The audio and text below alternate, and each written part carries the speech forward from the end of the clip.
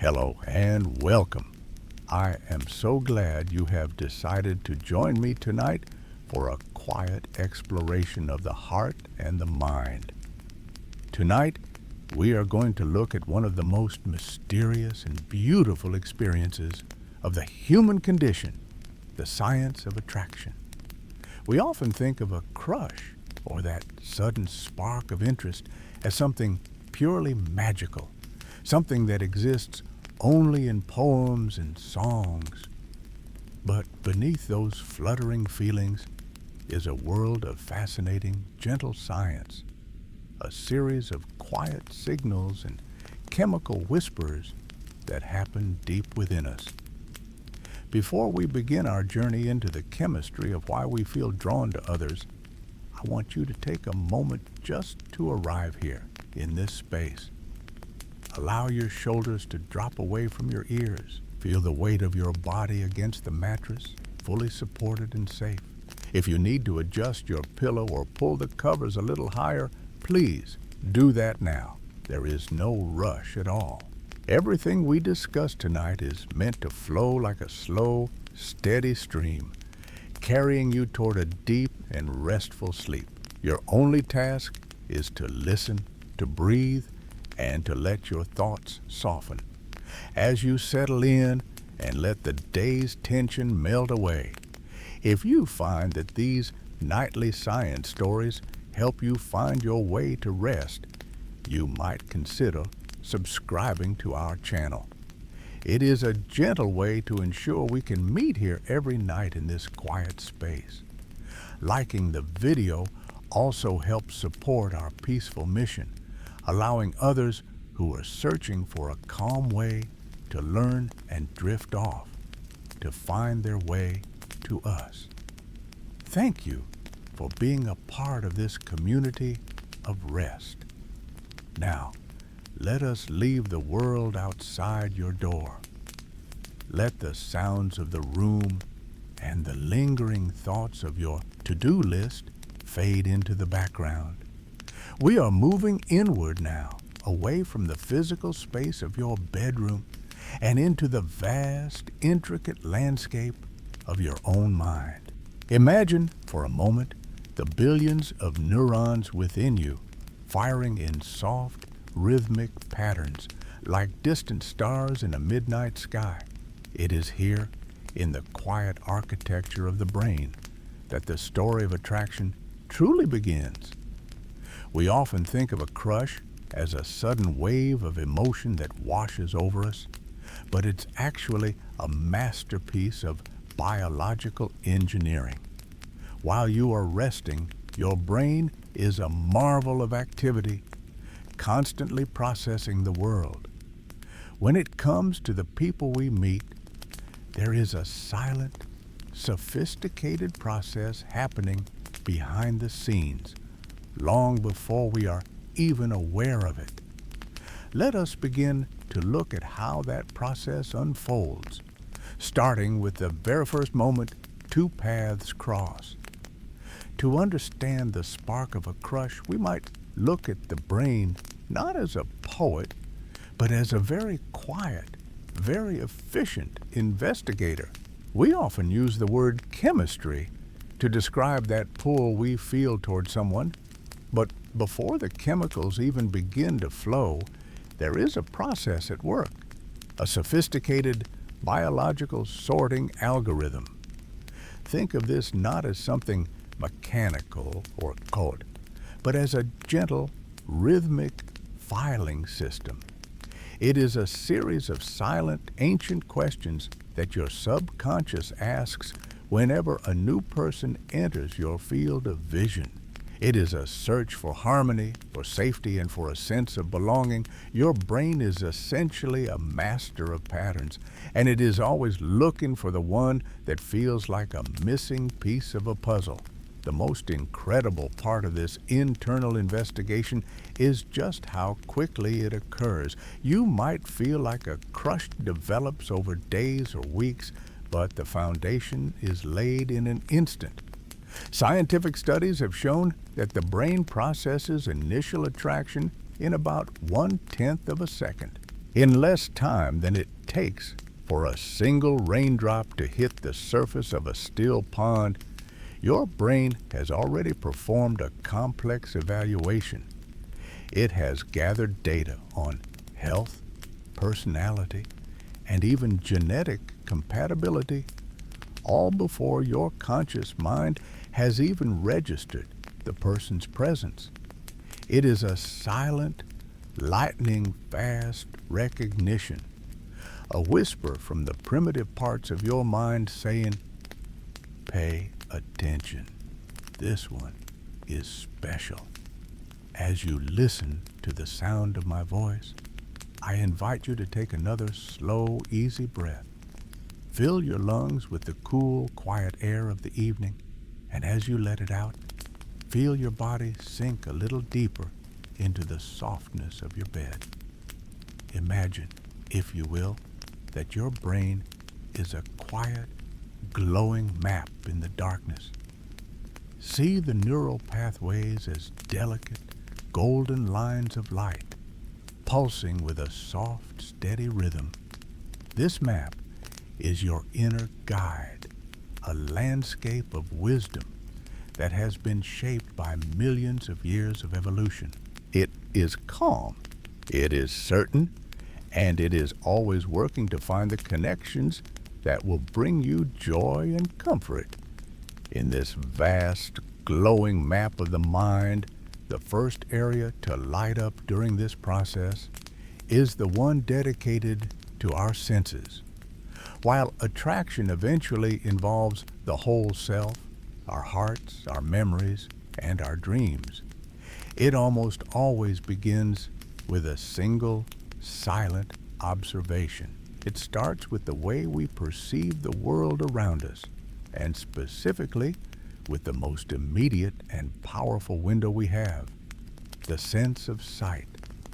Our eyes are the scouts of the heart, gathering the very first pieces of information that the brain uses to begin its beautiful, complex work of falling for someone. As your eyes first rest upon another person, your brain begins a quiet, rhythmic scan. It is looking for something very specific, something that brings a sense of deep, subconscious peace, symmetry. Think of it as the visual equivalent of a perfectly tuned instrument, or the steady, even ripples on a calm lake. When we look at a face that is balanced, where the left side reflects the right with gentle precision, our minds experience a moment of ease. It is as if the brain breathes a sigh of relief, finding a pattern that is easy to process and beautiful to behold. This is not a conscious judgment or a list of requirements. It is a soft internal recognition of order. There is a profound reason for this preference, rooted deep in our biological history. Science tells us that our subconscious interprets symmetry as a sign of robust health and developmental stability. In the long history of our species, a symmetrical face suggested that an individual had grown strong and steady, their development undisturbed by the many small stressors of the environment. It is a silent testament to resilience and vitality. When you find yourself drawn to the balance of someone's features, you are actually listening to an ancient wisdom within you, a whisper from your ancestors that says this person is healthy, balanced, and vibrant. It is a way for your mind to feel secure in its choice before a single word has even been spoken. This search for balance often follows a very old mathematical rhythm known as the golden ratio. This ratio, a number approximately equal to 1.618, is a proportion found throughout the natural world. In the spiral of a seashell, the arrangement of petals on a flower, and even the distant, majestic rotation of galaxies. our brains are naturally tuned to this ratio, finding it inherently soothing. When the distance between the eyes, the length of the nose, and the curve of the lips align with this invisible geometry, the brain perceives it as a form of visual music. It isn't that we are looking for a rigid kind of perfection. Rather, we are looking for harmony. We are looking for a face that feels like a well-composed song, one that the mind can follow without effort. As you lie there, let your thoughts drift like a leaf on a slow-moving stream. Imagine the brain as a silent architect, appreciative of these graceful proportions and the way they create a sense of structural integrity.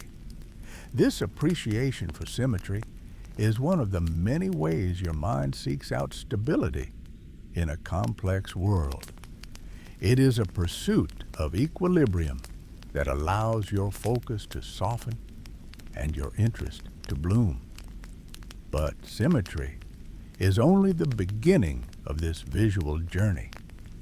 As your mind settles into the comfort of a balanced face, it also begins to look for something else, something that might sound surprising at first. While we often celebrate what makes someone unique or one of a kind, our brains have a hidden, powerful attraction to the familiar.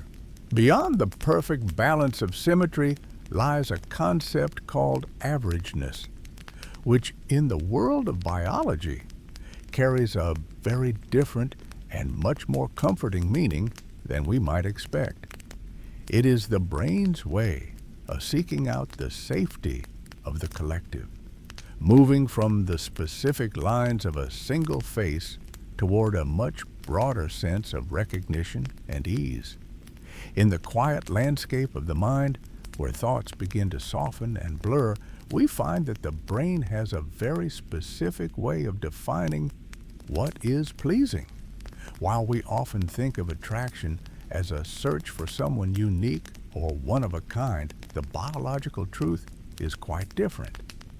In the world of evolutionary science, there is a powerful phenomenon known as the averageness effect. It sounds perhaps a bit plain at first, but in this context, average does not mean mediocre or uninteresting. Instead, it refers to a mathematical harmony, a composite of many different faces. Imagine a scientist taking the portraits of 100 different people and layering them digitally, one on top of the other, with a very soft focus. As the individual quirks and unique irregularities of each face begin to blend together, the resulting image is what we call a composite face. This face represents the mathematical mean of all those people. And here's the fascinating thing. When researchers show these composite faces to people, they are almost always rated as more attractive than any of the individual faces that went into making them. As you settle deeper into your bed, let that thought rest gently in your mind. Your brain is not necessarily looking for the most unusual or striking features. It is looking for the center. It is looking for the place where all the different threads of human appearance meet and find peace. To the subconscious mind, an average face is a face that feels familiar. It is a face that follows the rules of the collective, carrying the most common and successful traits of the population. There is a deep evolutionary reason for this preference. Throughout our long history, averageness has often served as a biological signal for genetic health and stability. Unusual or extreme physical features can sometimes, though certainly not always, be a sign of rare genetic mutations or developmental stressors. By being drawn to the average, our ancestors were subconsciously choosing partners who appeared to be resilient, and well adapted to their environment. It was a way of seeking out the safety of the tried and true. This preference also links back to something psychologists call cognitive ease. Our brains are remarkable pattern recognition machines, constantly scanning the world and trying to make sense of what they see. When we look at a face that fits the average mold, it is very easy for the brain to process. It doesn't have to work hard to categorize the features or understand the proportions. This ease of processing creates a positive feeling in the mind, a tiny, quiet spark of pleasure that we interpret as attraction. Take a slow, deep breath now, feeling the air move in and out, and imagine your mind as a calm observer, appreciative of these familiar patterns. There is a profound comfort in the known. Just as a familiar song can soothe us after a long day, a face that feels familiar and easy to understand allows the brain to relax its guard. It is the visual equivalent of a warm, quiet room where everything is exactly where it should be. This search for familiarity and safety is one of the many ways your biology looks out for you, guiding your gaze toward harmony and balance. But while the structure and averageness of a face provide a foundation of comfort, the brain is also highly sensitive to more vibrant, sudden signals. Even as we drift through these thoughts of symmetry and form, we must also consider how the mind reacts to the world of color and how a single, specific hue can reach deep into the primitive brain to change how we feel in an instant. Among all the colors that the eye can perceive, there is one that carries a weight unlike any other. It is the color of a setting sun, the color of the embers in a dying fire, and the color that flows through our very veins, red. In the world of psychology and biology, red is more than just a visual experience. It is a powerful, silent communicator that speaks directly to the most ancient parts of your brain. Think for a moment about how a single splash of red catches the eye. It is the longest wavelength of light we can see, and because of this, it demands our attention. But its influence goes much deeper than simple visibility. Researchers have discovered a phenomenon often called the red effect. Statistically, both men and women are more likely to find a person attractive if that person is wearing the color red. It is a subtle shift in perception, one that often happens without the observer ever realizing why their interest has been piqued. For the brain, red is a signal of vitality. In many parts of the animal kingdom, a flush of red can indicate health, social dominance, or a readiness to connect. We carry these same ancient scripts within us. When we see red, our primitive brain, the part that kept our ancestors safe and guided their choices long before we had words, interprets it as a sign of energy and life. It is as if the color itself is a quiet pulse, a heartbeat made visible. Take another slow, gentle breath, letting your shoulders sink further into the mattress. As you relax, consider how fascinating it is that your mind is constantly reading these hidden messages in the world around you. You don't have to think about it. Your brain simply knows. It processes the warmth of a red garment or the soft flush of a cheek as a positive, inviting signal, weaving it into the complex tapestry of attraction. This response is so deeply rooted that it bypasses our logical modern thinking.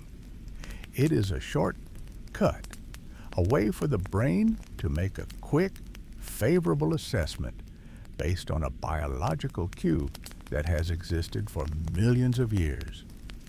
It reminds us that beneath our thoughts and our daily worries, we are still deeply connected to the natural world and its vibrant, wordless languages. But as powerful as sight and color can be, they only represent the beginning of the story. While our eyes are busy tracing the symmetry of a face or the vibrancy of a color, another sense is working even more quietly beneath the level of our conscious awareness. It is a sense that doesn't rely on light or form, but on the very molecules that drift through the air around us. As you lie there, perfectly still and comfortable, imagine the air in the room as a gentle, invisible sea. Within that sea are chemical signatures unique to every person we meet.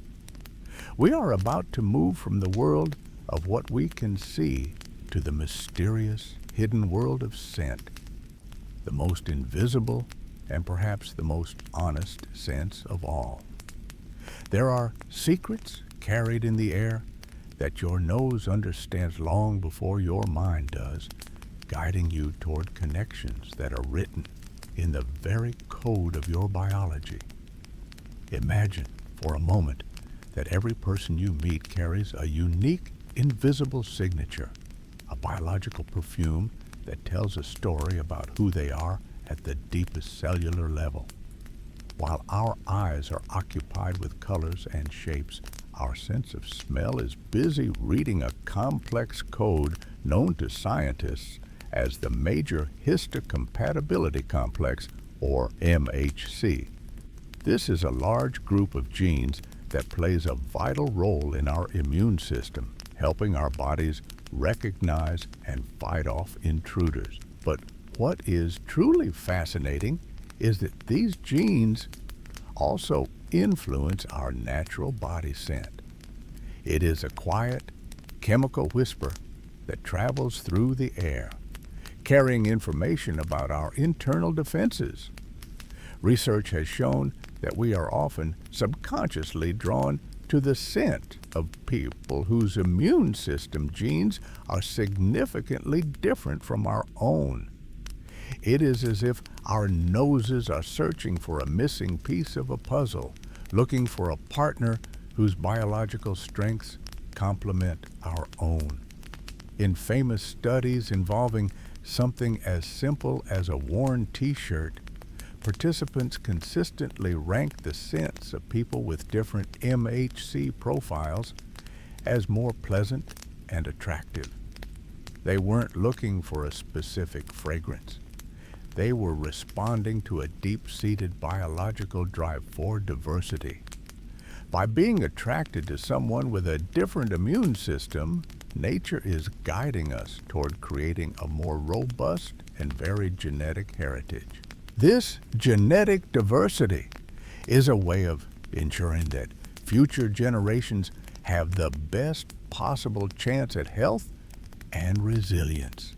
It is a beautiful, silent strategy designed by evolution to keep life moving forward, strong and protected.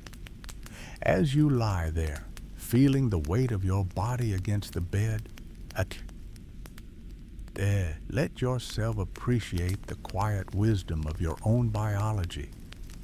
You don't have to study or analyze the people you meet. Your body is already doing that work for you, gently nudging you toward those who might be a good match.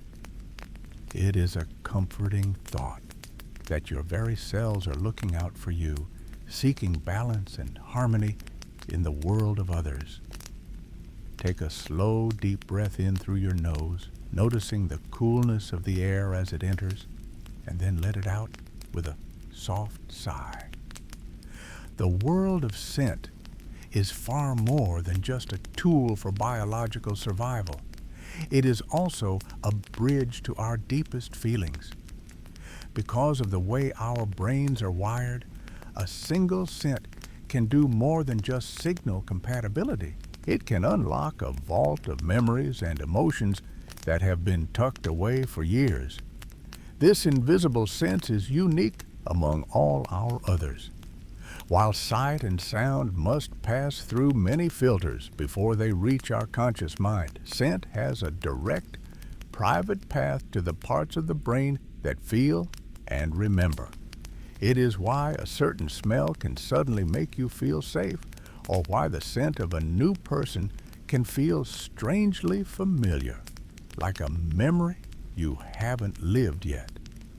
We are moving now from the logic of the immune system into the warm, emotional heart of the brain, where scent and memory are woven together in a way that can change the course of a life in a single heartbeat.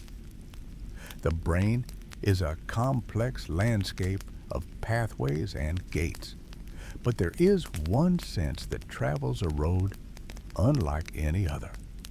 Most of the information we receive from the world, the things we see, the textures we touch, the music we hear, must first stop at a central hub called the thalamus. You can think of the thalamus as a gentle, busy conductor at a grand train station, sorting through every signal and deciding where it needs to go before it can reach our conscious awareness. It is a vital filter that keeps us from being overwhelmed by the constant noisy hum of the world. But scent is different. Scent is the only sense that bypasses this conductor entirely. It has a private entrance, a direct line that leads straight into the deepest, most ancient parts of the brain, the limbic system. This is the emotional heart of who we are, the place where our feelings are born and where our memories are stored for safekeeping. Because smell doesn't have to wait for the thalamus to process it, an aroma can reach your emotions before you even have a name for what you are smelling. It is an immediate, raw connection to the world around you, unburdened by the need for logic or explanation. Deep within this system, the olfactory bulb, the part of the brain that recognizes scents, sits in a constant, intimate conversation with the amygdala and the hippocampus. The amygdala is the center for our emotional responses, while the hippocampus is the librarian of our long-term memories. This unique physical proximity is why a single faint scent can trigger a rush of nostalgia so powerful it feels like a physical touch. When we breathe in the scent of another person, we aren't just processing chemicals. We are interacting with the very architecture of our own history. When you find yourself unexpectedly drawn to someone, it might be because their scent has quietly unlocked a door in your mind. Without you even realizing it, your brain might be identifying a fragrance that reminds you of a place where you felt perfectly safe as a child, or a scent that mirrors the comfort of a home you loved. This is often why a crush can feel so intensely familiar, even if the person is a stranger. Your brain is weaving together the present moment with a golden thread from your past, telling you that this person feels like home. It is a subconscious recognition, a whisper from your memory saying that this is someone to keep close, someone who fits into the landscape of your life. As you settle deeper into your pillows, let your mind rest on the idea that your memories are not just thoughts tucked away in books, but are carried on the air, waiting to be rediscovered. Your brain is a beautiful vault of these associations, always looking for ways to bring you back to feelings of warmth and belonging. It is a quiet internal compass, guiding you toward connections that feel right at a level deeper than words. But as powerful as the sense of smell is in drawing us toward another, it is only one part of the symphony of attraction. While our noses are searching for biological harmony and emotional echoes, our ears are also quietly at work. We are constantly, subtly tuned into the music of the human experience. Even as we drift toward sleep, we remain sensitive to the vibrations around us, the gentle rise and fall of a breath, the resonance of a word spoken in the dark. Just as a scent can tell a story of the past, the sound of a voice can tell a story of the person standing before us, inviting us to listen even more closely to the melodies they carry within. The human voice is perhaps the most intimate instrument we ever encounter. It is more than just a tool for communication. It is a melodic signature of our very being. As you lie there, perhaps noticing the gentle cadence of my own voice, consider how your brain is constantly, quietly analyzing the sounds around you. We are deeply tuned to the music of the human experience, and when it comes to attraction, the pitch and resonance of a voice play a role as significant as any visual cue or scent. Science tells us that our ears are searching for specific frequencies that signal biological information. For many men, there is a subconscious preference for voices that are slightly higher in pitch. To the primitive parts of the brain, these higher tones are often associated with youth and health, serving as an ancient indicator of vitality. It is a soft, melodic signal that the brain interprets as approachable and vibrant, a song of life that has echoed through the ages. In contrast, many women find themselves drawn to voices that possess a deeper, more resonant quality. A lower pitch is often linked to a larger physical presence and higher levels of testosterone, which the brain translates into a sense of calm, strength, and stability. It isn't necessarily about the volume of the voice, but the way it vibrates, a steady grounding frequency that suggests a person who is centered and capable of providing a safe harbor. It is the sound of a mountain or a deep forest, enduring and protective. This resonance is like a thumbprint made of sound. It is the way a voice echoes within the chest and throat, giving it a rich, full quality. When we hear a voice that resonates in a way we find pleasing, our own bodies can sometimes feel a subtle sympathetic vibration. It is a form of physical connection that happens through the air, bridging the space between two people before they even speak a word of substance. This is why we can feel drawn to someone just by hearing them speak in another room. The vibration of their presence reaches us before their thoughts do. Interestingly, when two people begin to feel a mutual attraction, their voices often begin to change in a process called vocal convergence. They might start to subconsciously mimic each other's rhythm, or their pitch might shift to more closely align with the person they are speaking to. This is a quiet, beautiful way the brain tries to build rapport, creating a shared melody that says, "We are in harmony." It is the brain's way of weaving two individual songs into a single, unified duet. As you listen now, take a moment to focus on the sound itself, rather than just the words. Let the resonance of the quiet tones around you act as a signal for your own body to let go. Notice the muscles in your face, especially around your jaw. And we hold a great deal of tension there without even realizing it. Clenching against the stresses of the day, allow your jaw to go slack, letting your teeth part just a fraction of an inch. Feel that release spread upward toward your temples and downward into your neck. You are safe, you are comfortable, and you are simply listening to the music of the moment. We have journeyed through the external world, the way we see symmetry, the way we inhale the invisible stories of scent, and the way we are moved by the resonance of a voice.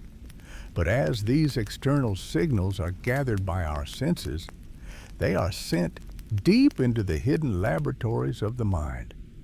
Here, the brain begins to translate these sights and sounds into a powerful internal experience.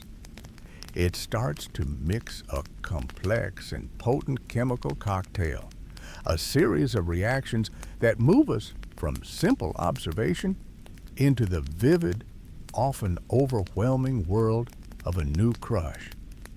This internal shift is driven by a reward system so ancient and strong that it can change the very way we perceive reality, turning a simple interest into a glowing, all-consuming focus. As we move deeper into the quiet architecture of the mind, we find a place dedicated to pleasure and motivation. This is the domain of dopamine, often called the feel-good chemical. Dopamine is the primary driver behind that initial sparkling rush of a new crush. It is the brain's way of saying that something wonderful is happening and it wants more of it. When you see someone you are attracted to, or even just catch a glimpse of their name on a screen, your brain's reward system, specifically an area called the ventral tegmental area, lights up like a soft, glowing ember. This region is responsible for the production of dopamine, which it then sends flooding through the brain, creating a sense of intense focus and anticipation. It is a fascinating, if slightly humbling, truth of human biology. A new crush activates the very same pathways in the brain that are triggered by certain addictive substances. In clinical studies, researchers have used functional MRI scans to observe the brains of people who are newly in love or deeply infatuated. When shown a photo of their crush, the reward centers of their brains showed activity patterns nearly identical to those seen in a person experiencing a powerful craving. This is why a crush can feel so consuming. Your brain is essentially hooked on the hit of dopamine it receives whenever you interact with them. Hear their voice, or even just imagine their face. It creates a cycle of craving and reward that makes every interaction feel like a vital necessity. This chemical surge is what creates that unmistakable sense of euphoria, a light, floating feeling that makes the world seem a little brighter and more vibrant than it was moments before. It is a natural high, designed by evolution to keep us focused on a potential partner. Because dopamine is also linked to memory and learning, this surge helps your brain tag every detail about your crush as being of the utmost importance. You might find yourself remembering the exact shade of their eyes, the specific way they laughed at a joke, or the way the light hit their hair. Your brain is recording these details with crystal clarity because it views them as the key to a future reward. This is also why your thoughts might keep drifting back to them throughout the day, looping in a gentle, persistent circle. Your brain is seeking that dopamine hit, replaying pleasant memories, or imagining future possibilities to keep the reward system active. It is a form of goal-directed behavior, where the goal is simply the presence or attention of the person you admire. It is a beautiful, if somewhat dizzying, internal dance. As you lie there now, let your own mind drift into a state of quiet observation. Imagine these waves of dopamine as a soft, warm glow pulsing gently within your thoughts. There is no need to chase any particular memory or feeling. Simply acknowledge the incredible power of your brain to create such intense, vivid experiences. Feel the weight of your body against the mattress, grounding you as your mind explores these heights of human emotion. You are safe in this stillness, even as your internal chemistry works its quiet magic. But dopamine is only the first ingredient in this potent mixture. While it provides the spark and the high, it doesn't work alone. As the brain continues to process this attraction, it begins to recruit other chemicals to join the symphony. These new arrivals take the mental energy of dopamine and translate it into a physical experience, moving the sensation from the abstract thoughts of the mind down into the very center of the body. This is where the crush begins to take on a life of its own, manifesting as a series of physical signals that we often feel before we even realize why they are happening. As the dopamine provides that initial spark of euphoria, another chemical begins to rise quietly within the brain and body. This is norepinephrine, a chemical cousin to the better-known adrenaline. While dopamine is the architect of your desire, norepinephrine is the messenger that carries that excitement into your physical being. It is the reason why a simple crush can feel so incredibly vivid and at times a little overwhelming. You might be familiar with the sensation of butterflies in your stomach. It is a strange, fluttering lightness that often occurs the moment you see your crush or even when you hear their name mentioned in conversation. This isn't just a poetic metaphor, it is a direct result of norepinephrine at work. When your brain identifies someone as a source of intense attraction, it triggers a mild version of the body's stress response. Norepinephrine causes the blood vessels in your digestive system to constrict slightly, diverting blood flow toward your heart and muscles. That shift in circulation is what creates that delicate, fluttering feeling in your midsection, a physical sign that your body is preparing for something significant. As you lie there now, perfectly still and relaxed, you might imagine the contrast between that fluttery excitement and the deep, heavy calm you feel in this moment. Your body is a master of these shifts, capable of both intense energy and profound rest. Norepinephrine also has a noticeable effect on the rhythm of the heart. It gently nudges the heart rate upward, creating a soft, rhythmic drumming in the chest that you might feel when you are near someone you admire.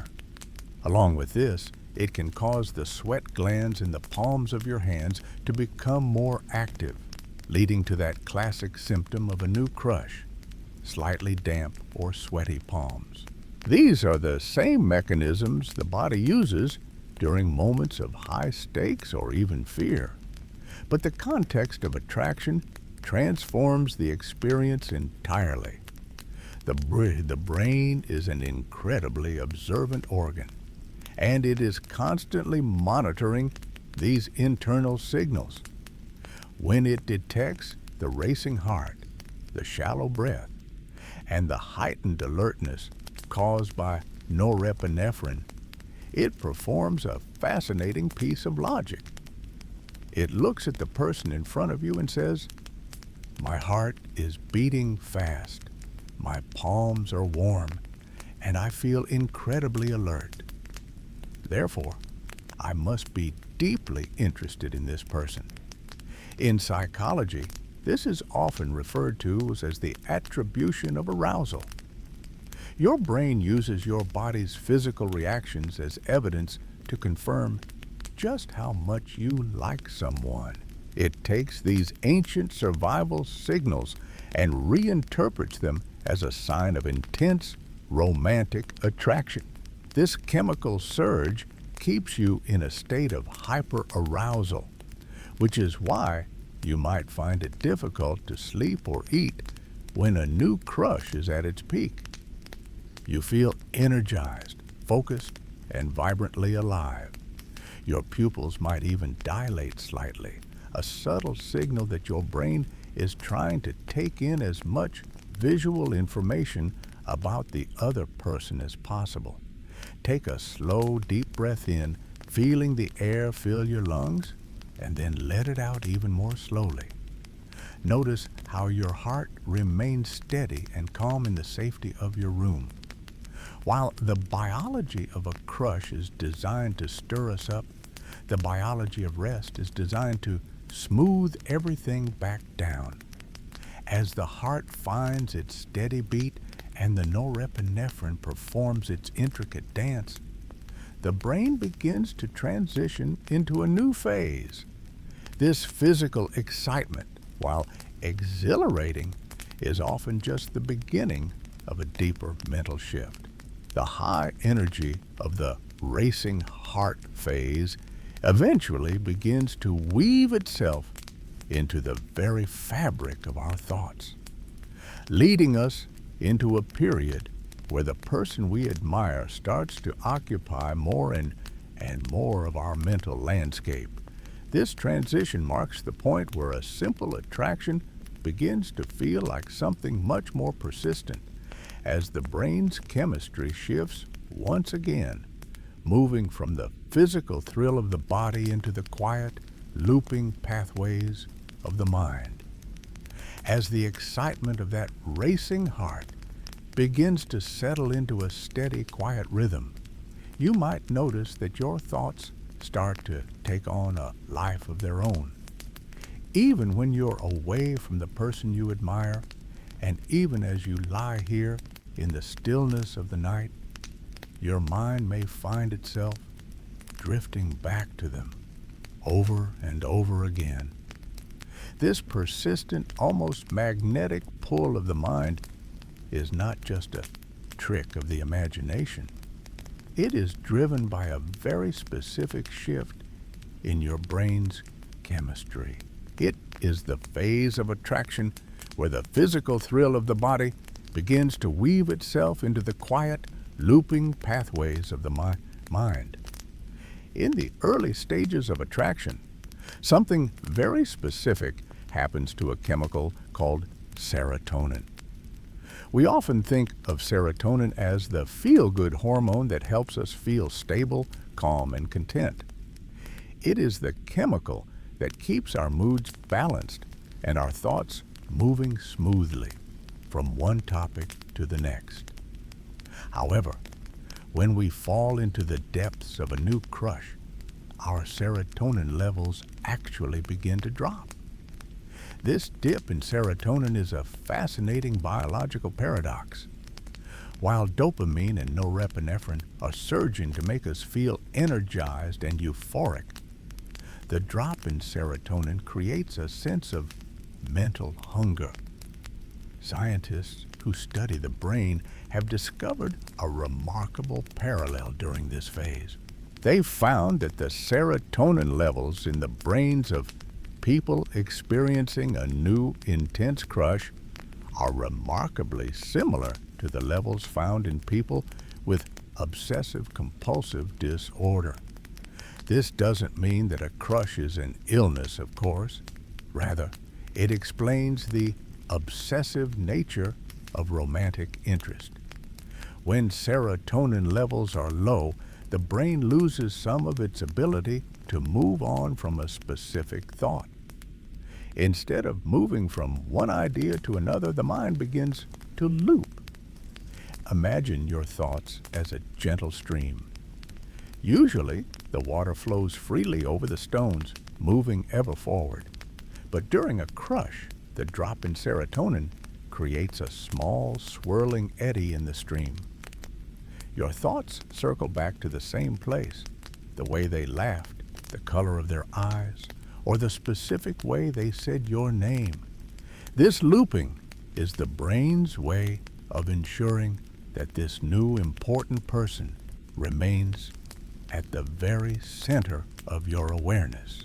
It is as if the brain has decided that this person is so vital to your future that it cannot afford to let you forget them for even a moment.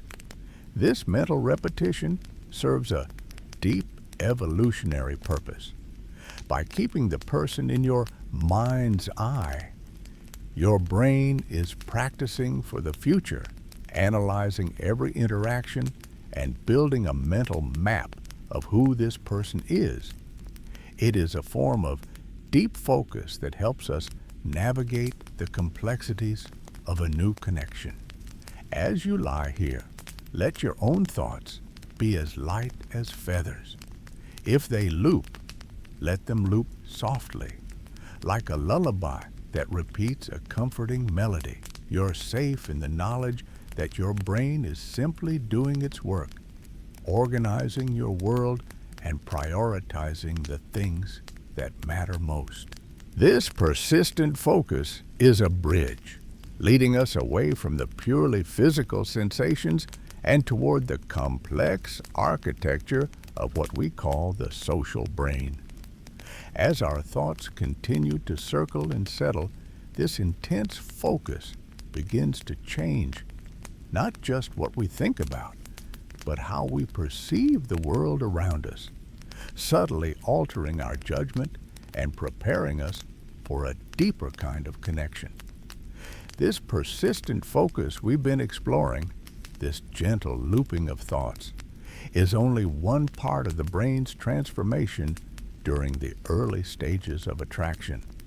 As the chemicals of excitement and obsession swirl through our system, another fascinating change occurs in the very architecture of our thinking. It involves the part of the brain known as the prefrontal cortex. Deep within the front of your head, nestled just behind your forehead, lies the prefrontal cortex. In the world of neuroscience, this area is often described as the brain's CEO, or its executive center. It is the seat of our critical judgment, our logic, and our ability to weigh the pros and cons of any situation. Usually, this part of the brain is very active, helping us navigate the world with a healthy sense of skepticism and caution. It is the part of you that notices when something is slightly off or when a person has a habit that might eventually become annoying. However, a remarkable thing happens when we fall under the spell of a new crush. Scientific imaging has shown that when we look at someone we are intensely attracted to, the activity in our prefrontal cortex significantly decreases. It is as if the brain's internal judge decides to take a quiet, peaceful nap. This deactivation is the neurological root of the ancient saying that love is blind. When this judgmental center grows quiet, our ability to see flaws or red flags is temporarily suspended. In this state, the brain doesn't just ignore a person's shortcomings, it often fails to perceive them entirely. Instead, the brain enters a state of idealization, where every trait of the other person is bathed in a warm, glowing light. A quirk that might normally seem frustrating, like a messy desk or a loud laugh, is instead interpreted as charming, unique, or endearing. This isn't a mistake or a flaw in our biology. From an evolutionary perspective, this blindness serves a beautiful purpose. It creates a window of time where two people can bond without the interference of petty judgments or minor disagreements. It allows us to build a foundation of closeness and trust before the more critical parts of our mind wake back up. It is a period of pure, unfiltered connection where the brain prioritizes the good above all else. As you lie there, imagine a soft, warm light spreading through your own mind, quieting any lingering worries or critical thoughts from your day. Just as the brain relaxes its judgment during a crush, you can allow your own mind to relax its grip on the complexities of life. Let the CEO of your brain rest now. There is no need to plan, no need to judge, and no need to analyze. You are simply here in the quiet, letting the natural wisdom of your body take over. This suspension of judgment is a powerful tool, but it is only one piece of the puzzle. While our internal chemistry is busy rearranging our perceptions, there are also subtle, external forces that guide us toward certain people over others. We are moving now from the deep biological structures of the brain toward the fascinating world of psychological patterns, the invisible threads that pull us toward the people who occupy our daily lives. Just as the brain chooses what to see, it also develops a deep, quiet affection for what it sees most often, leading us toward a sense of comfort in the familiar. As we settle deeper into this quiet space, let's consider how the simple act of being near someone can change the way we feel. There is a gentle force at work in our daily lives, one that often goes unnoticed. It is called the mere exposure effect. This psychological principle suggests that we are more likely to develop a crush on someone simply because we see them frequently. It isn't always about a grand lightning bolt moment of realization.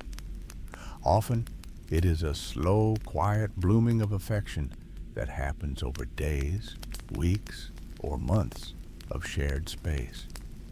Think of the person you might see every morning at a local park, or the colleague you pass in the hallway at work. At first, they are just a face in the crowd, a neutral presence in your periphery, but with every encounter, your brain begins to recognize the curve of their smile, the specific way they carry themselves, or the cadence of their voice. Each time you see them, your brain finds it slightly easier to process their image. To the human mind, familiarity is deeply rewarding. We are biologically wired to find comfort in the known. Scientific studies have shown that the more we are exposed to a neutral stimulus, whether it's a melody, a geometric shape, or a person's face, the more we begin to like it. This happens because the brain loves efficiency. A new face requires a certain amount of mental energy to analyze, categorize, and understand. But a familiar face? Your brain can glide over it with ease. This lack of mental friction, which psychologists call cognitive fluency, creates a subtle, positive feeling that we often interpret as a spark of attraction. Your brain rewards you for recognizing a pattern it has seen before. From an evolutionary perspective, this preference for the familiar was a vital survival tool. In the ancient world, anything new or unknown was a potential danger. A stranger or an unfamiliar environment might represent a threat to one's safety. However, someone you had seen many times before was someone who had not harmed you.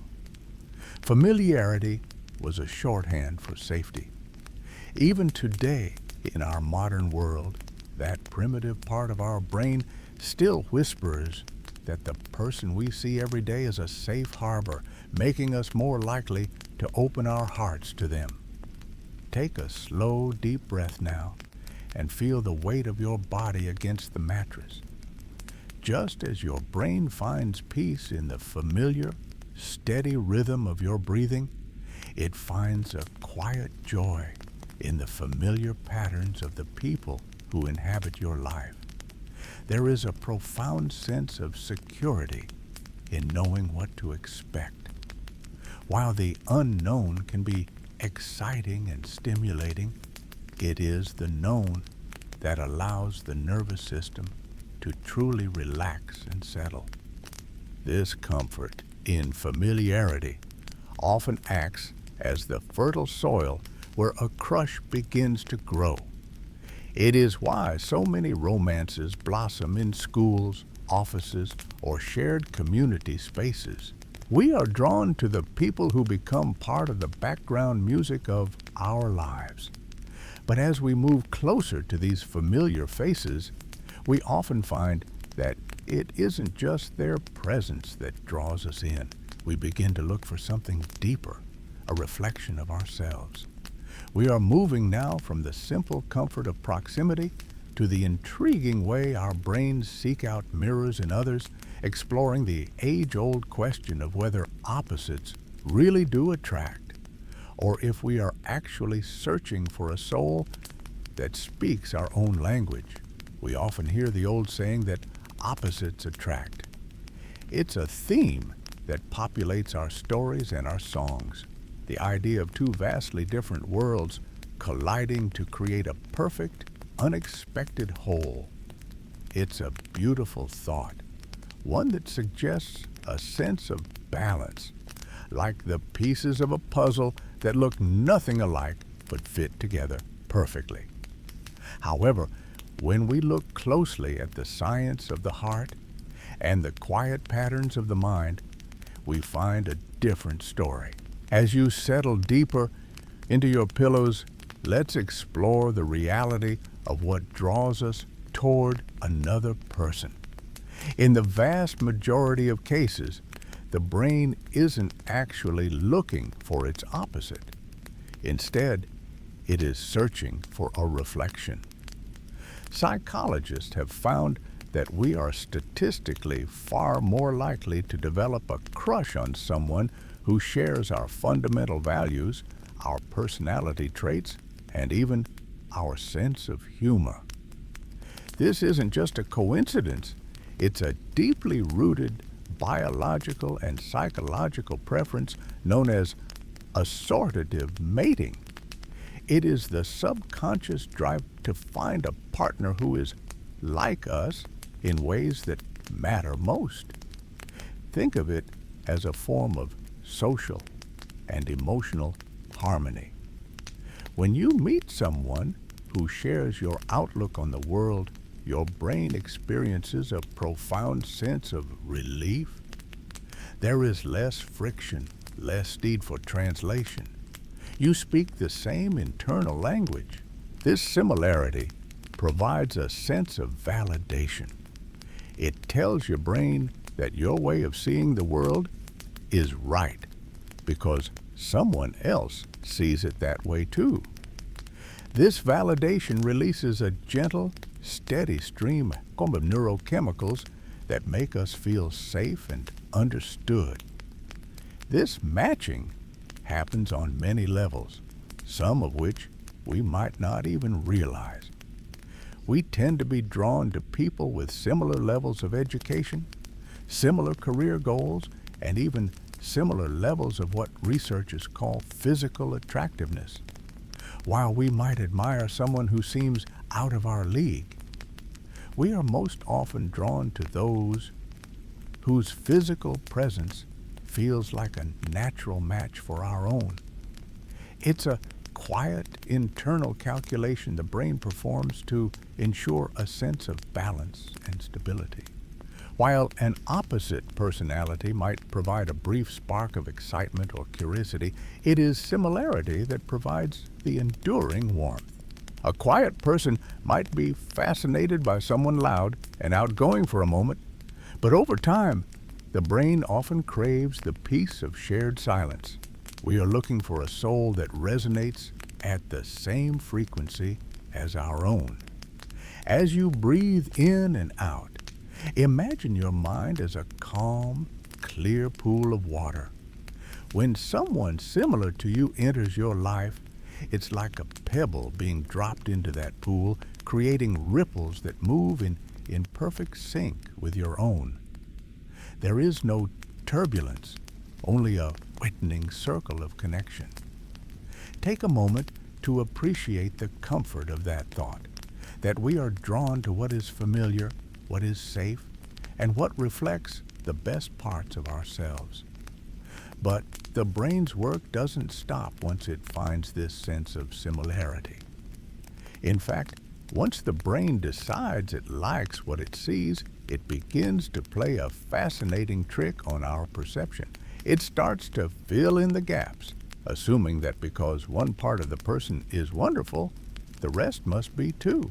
This mental shortcut is a powerful force in the early stages of a crush, leading us to believe that the person we found isn't just a match, but is perhaps even more perfect than they truly are. We are moving now toward a phenomenon that shapes our judgments in the blink of an eye, a cognitive bias that turns a simple attraction into a glowing, idealized vision of another person. This mental shortcut is known as the halo effect, a term coined by psychologists to describe how our overall impression of a person colors our judgment of their specific traits. It is one of the most powerful and quiet biases of the human mind. When you find someone physically attractive, your brain doesn't just appreciate the view, it begins to build a story. It's as if a soft golden light, a halo, emanates from their appearance, illuminating everything else about them in a flattering way. Because the brain is designed to be efficient, it often uses one piece of information to fill in a dozen others. If a person's face is pleasing to look at, your subconscious mind makes a gentle, unbidden assumption that this person is also likely to be intelligent, kind, and perhaps even possessed of a great sense of humor. Scientists call this the "what is beautiful is good" stereotype. It isn't a conscious choice you make, it's a prehistoric reflex, a way for the brain to quickly categorize the world into safe and rewarding.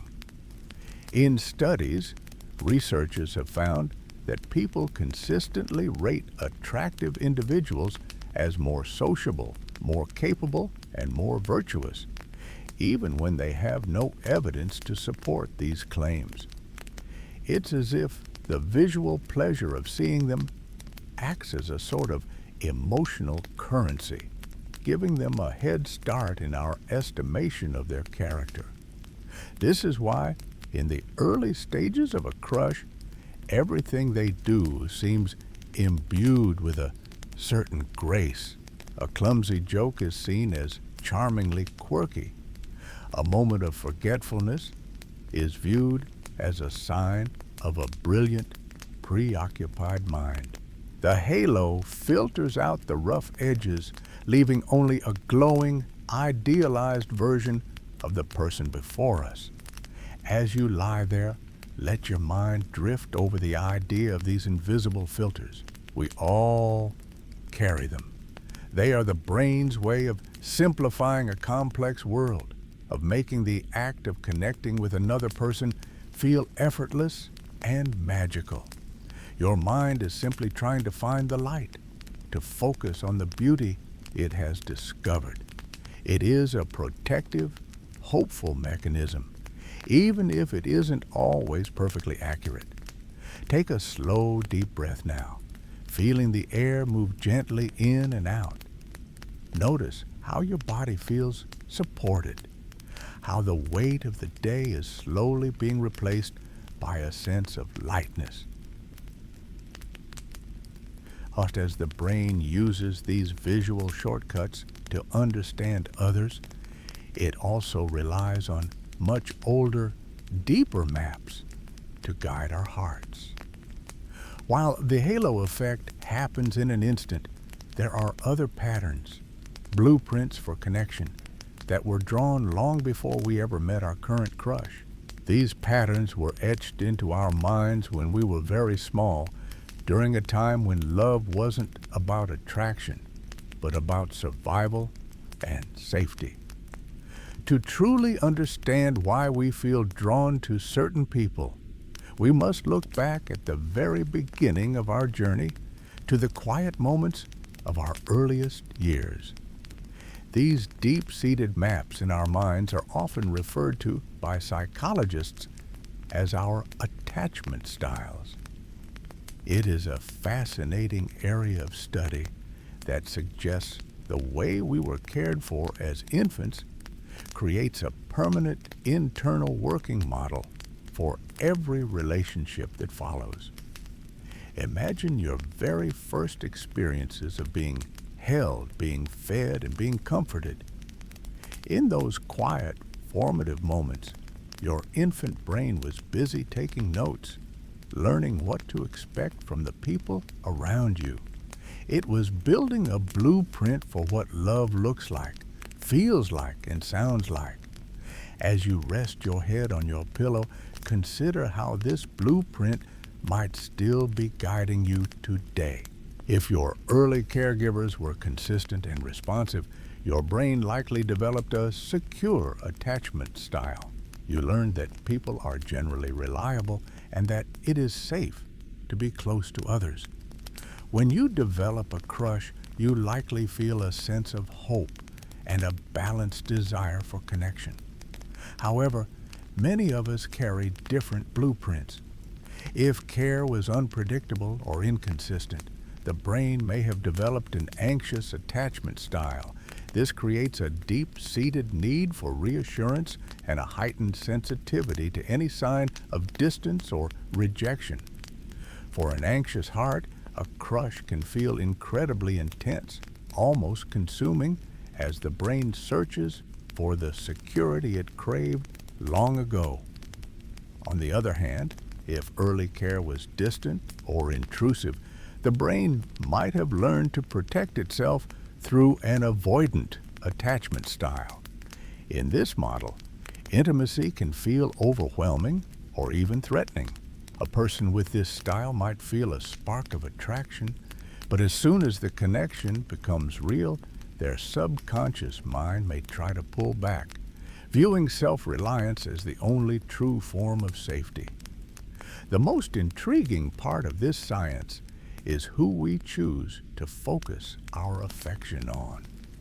We often find ourselves drawn to people who perfectly complement our specific attachment style, even if it leads to a bit of turbulence. An anxious person might find themselves repeatedly crushing on someone who is avoidant because that person's distance feels familiar. It matches the old subconscious expectation that love is something you have to work hard to earn or keep. Take a slow, soft breath, letting your shoulders drop just a little further into the bed. It is helpful to remember that these patterns aren't good or bad. They are simply the brain's way of trying to survive and make sense of the world. Your mind seeks out what is familiar because the familiar feels predictable, and the predictable feels static, to the primitive parts of our biology. This early mapping goes even deeper than our emotional responses. It actually begins to influence our very perception of what is attractive in a physical sense. As we move through the world, our brains are constantly scanning for echoes of those first people who taught us what it meant to be cared for. This leads us into a quiet, subconscious process of imprinting, where the features and traits of our past become the standard for our future. To understand the face of your crush, we must look at the faces that first looked down at you with love. This deep-seated familiarity leads us to a fascinating concept in evolutionary biology known as positive sexual imprinting. It is a theory that suggests our brains are programmed to seek out partners who carry subtle, almost invisible echoes of our parents, specifically the opposite sex parent or the primary caregiver who first introduced us to the concept of affection. Research has shown that, statistically, people are more likely to find themselves attracted to partners who share similar eye colors, hair colors, or even facial proportions with their parents. It is as if the brain, in its earliest stages of development, took a mental snapshot of what love looks like and filed it away in a special folder labeled safe and desirable. This process happens long before we are old enough to understand attraction, forming a silent foundation for the crushes we will experience decades later. As you lie there, letting the weight of your body sink deeper into the mattress, consider that this isn't about the parent as an individual, but rather about the brain's incredible efficiency in using templates. When you were an infant, your survival depended entirely on the people who cared for you. Your brain learned their features, the resonance of their voice, and the way they move through space as the ultimate standard for human connection. When you encounter someone later in life who shares a certain warmth in their gaze or a specific cadence in their speech that mirrors those early memories, your brain lights up with a sense of recognition. It feels like a familiar song heard from a distance. This isn't a conscious choice. It is a quiet, ancient mechanism designed to guide us toward what has already proven to be supportive and reliable. These positive imprints act like a compass, pointing us toward people who feel fundamentally right before we even have a chance to think about it. This imprinting extends beyond just physical looks, weaving itself into the very fabric of personality. If your parent was someone who used gentle humor to diffuse tension, you might find yourself uniquely drawn to a partner with a quick, kind wit. If they were stoic and calm, you may find a quiet, steady presence in a crush. To be deeply soothing, your brain is a master of pattern recognition, always looking for the familiar rhythms of your past, to build the foundations of your future. As you breathe in and out, imagine these patterns like soft threads of light, connecting the child you once were to the person you are now, guiding your heart toward connections that feel secure.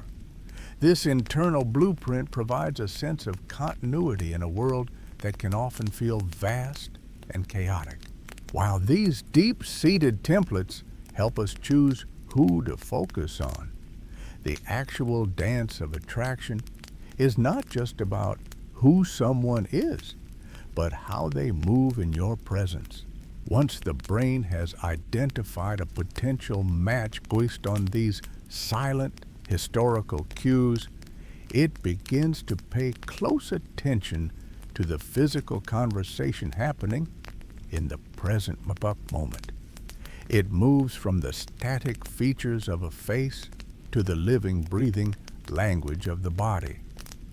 You may notice that when you are near someone you feel a spark for, your movements begin to change, almost as if you are being pulled into a shared, invisible rhythm.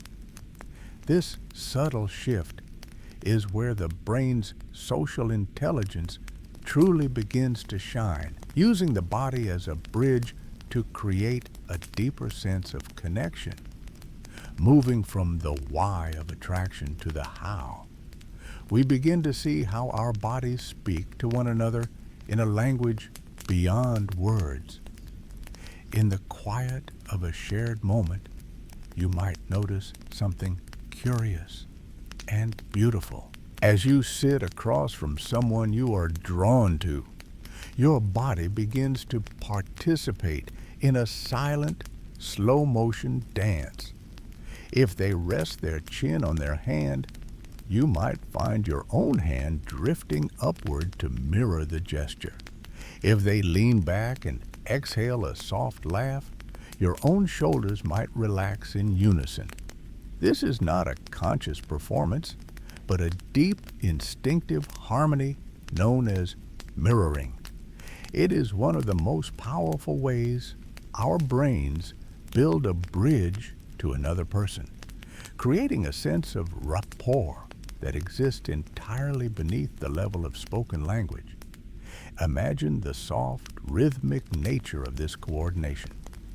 It happens as naturally as the breath entering and leaving your lungs. When we like someone, our brain's primary goal is to establish a connection, and it uses the body as its instrument. By subtly mimicking the posture, gestures, and even the speech patterns of another person, the brain is sending a non-verbal signal of safety and alignment. It is a way of saying, I am like you and I understand you. This mimicry acts as a social glue, lowering the barriers of the ego and replacing them with a sense of belonging. Deep within the brain, this process is powered by a specialized group of cells known as mirror neurons. These remarkable neurons are the architects of empathy and connection. They are unique because they fire not only when you perform an action yourself, but also when you simply observe someone else performing that same action. When you see a crushed smile, your mirror neurons simulate that smile within your own mind, allowing you to feel a phantom reflection of their joy. This biological resonance creates a profound sense of we. It transforms two separate individuals into a shared unit, moving through the world on the same frequency. As you listen to the calm pace of these words, you can feel how soothing it is to be in sync with a steady rhythm. This rapport is why, when you are with someone you truly like, the conversation can feel effortless and the silence feels comfortable rather than heavy. Your bodies are already speaking a language of mutual understanding, confirming that you are safe and seen. It is a gentle, automatic system designed to foster closeness.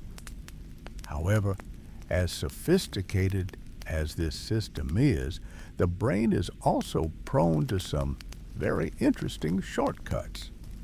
It constantly scans the body for physical signals to determine how it should feel.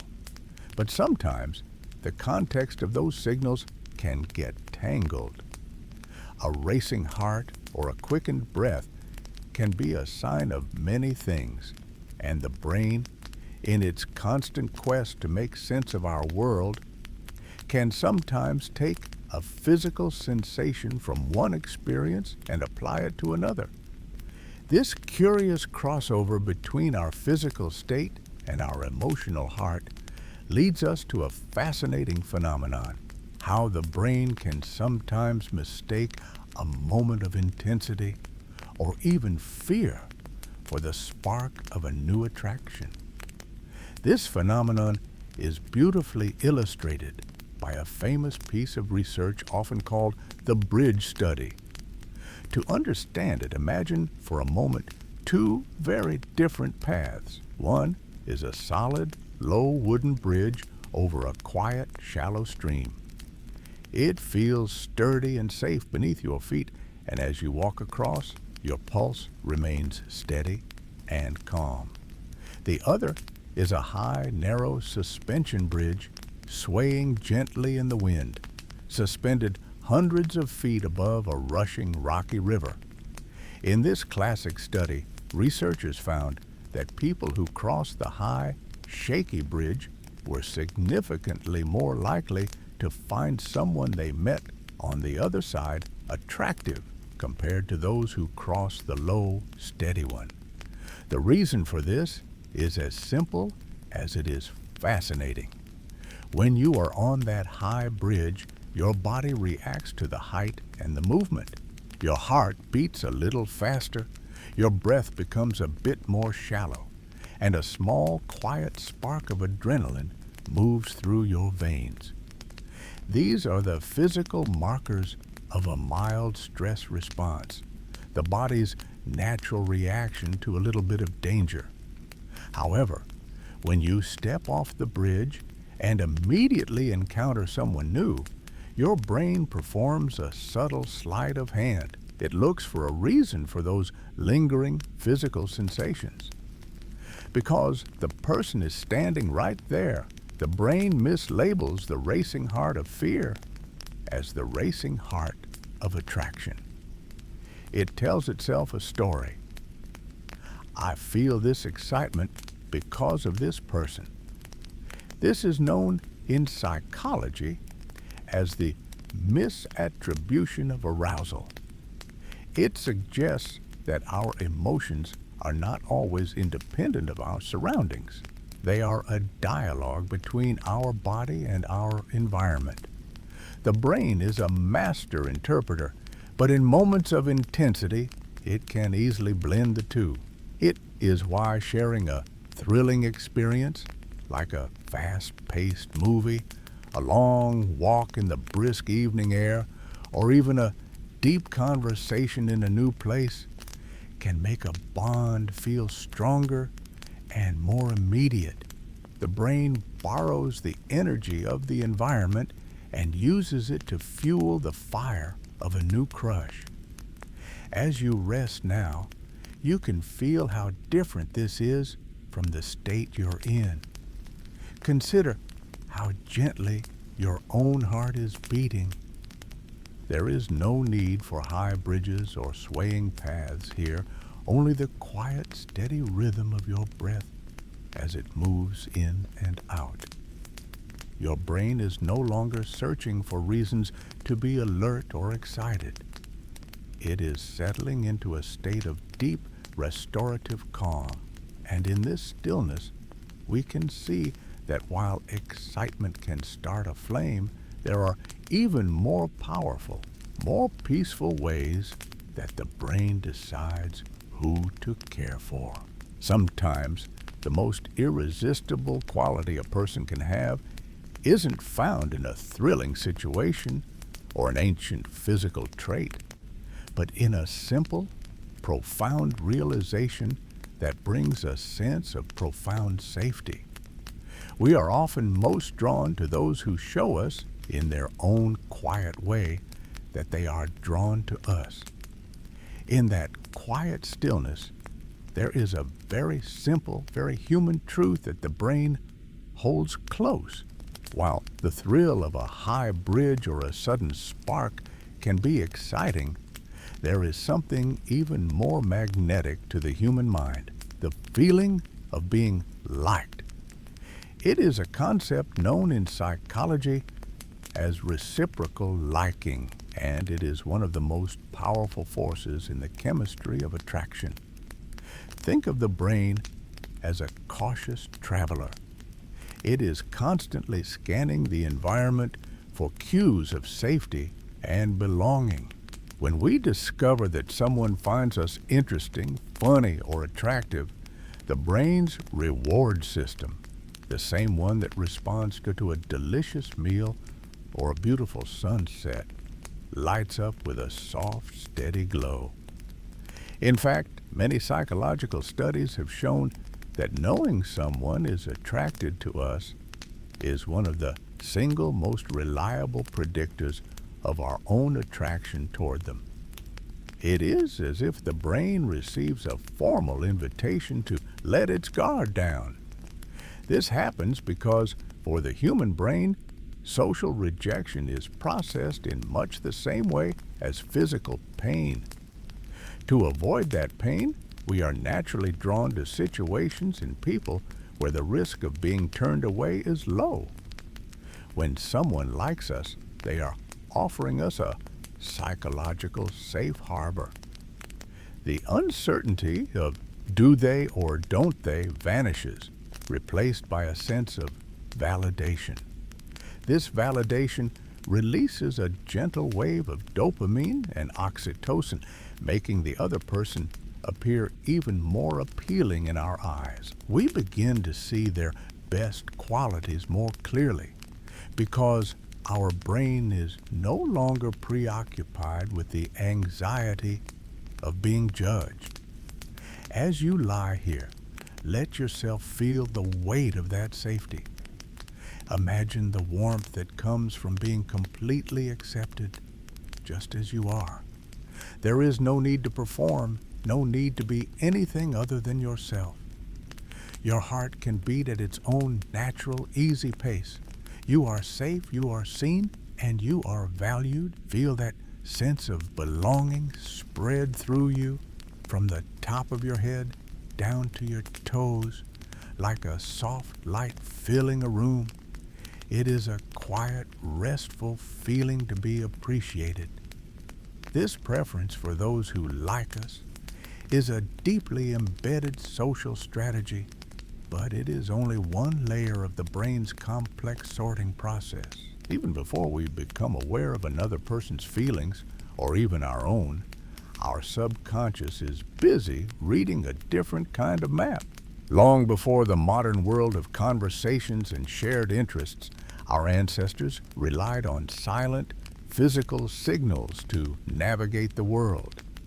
These signals are still being processed by the primitive parts of your brain today, deep beneath the surface of your conscious thought.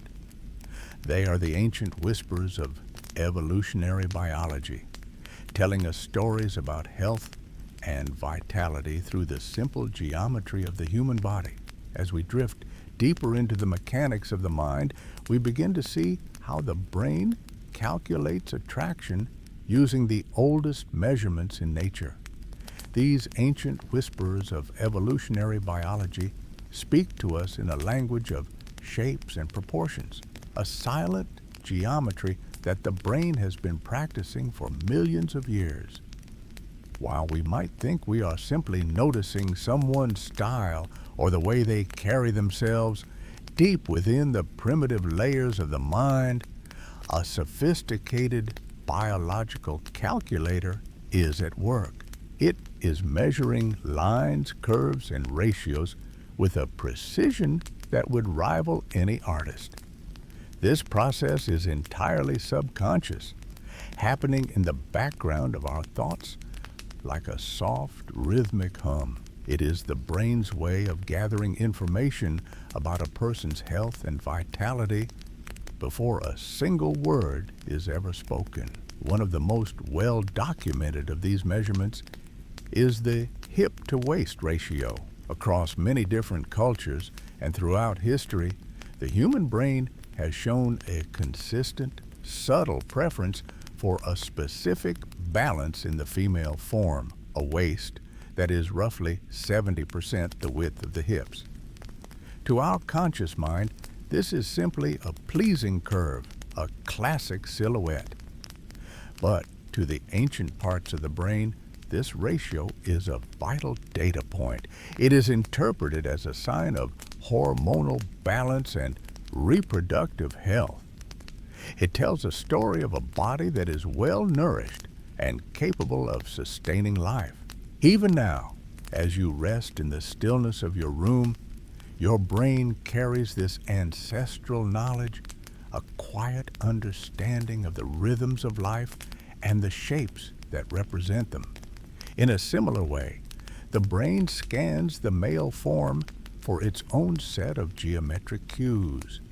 It looks for the strength of the shoulders in relation to the waist, the classic V taper. This broader upper body is often subconsciously linked to physical strength, high levels of testosterone, and the ability to provide protection and stability in a challenging environment. It is not about vanity or modern standards of beauty, but rather a very old, very deep need for security. The brain perceives these proportions as a promise of resilience. It is looking for a partner who can stand strong against the wind, someone whose physical presence offers a sense of safety to the community. These calculations are not something we choose to do. They are part of the hardware of being human. They are ancient signals that the modern brain still processes quietly, tucked away in the folds of the subconscious. We are rarely aware that our eyes are tracing these lines, or that our mind is assigning meaning to them. It is a peaceful, automatic process, a legacy left to us by those who came before. Your brain is a master of this silent observation, constantly looking out for you, ensuring that you are drawn toward health, toward strength, and toward the continuity of life.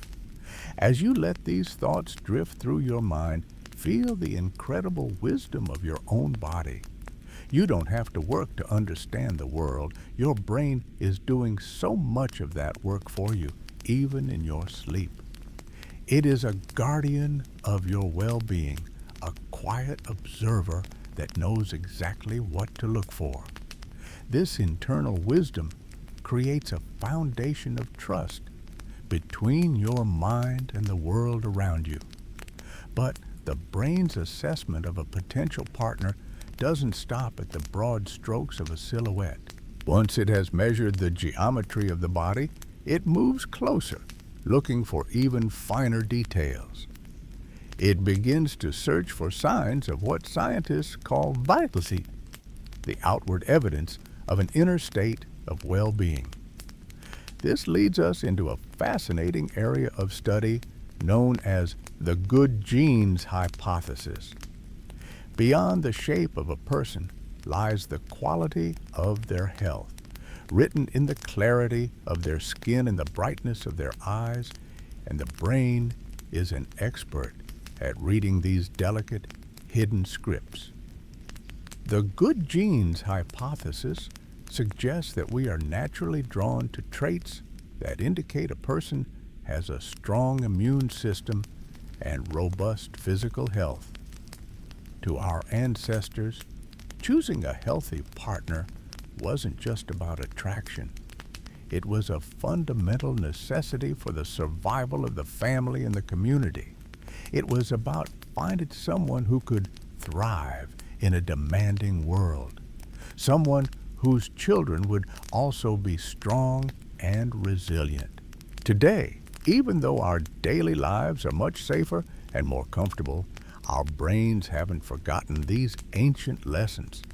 They still look for the markers of a body that is functioning at its peak.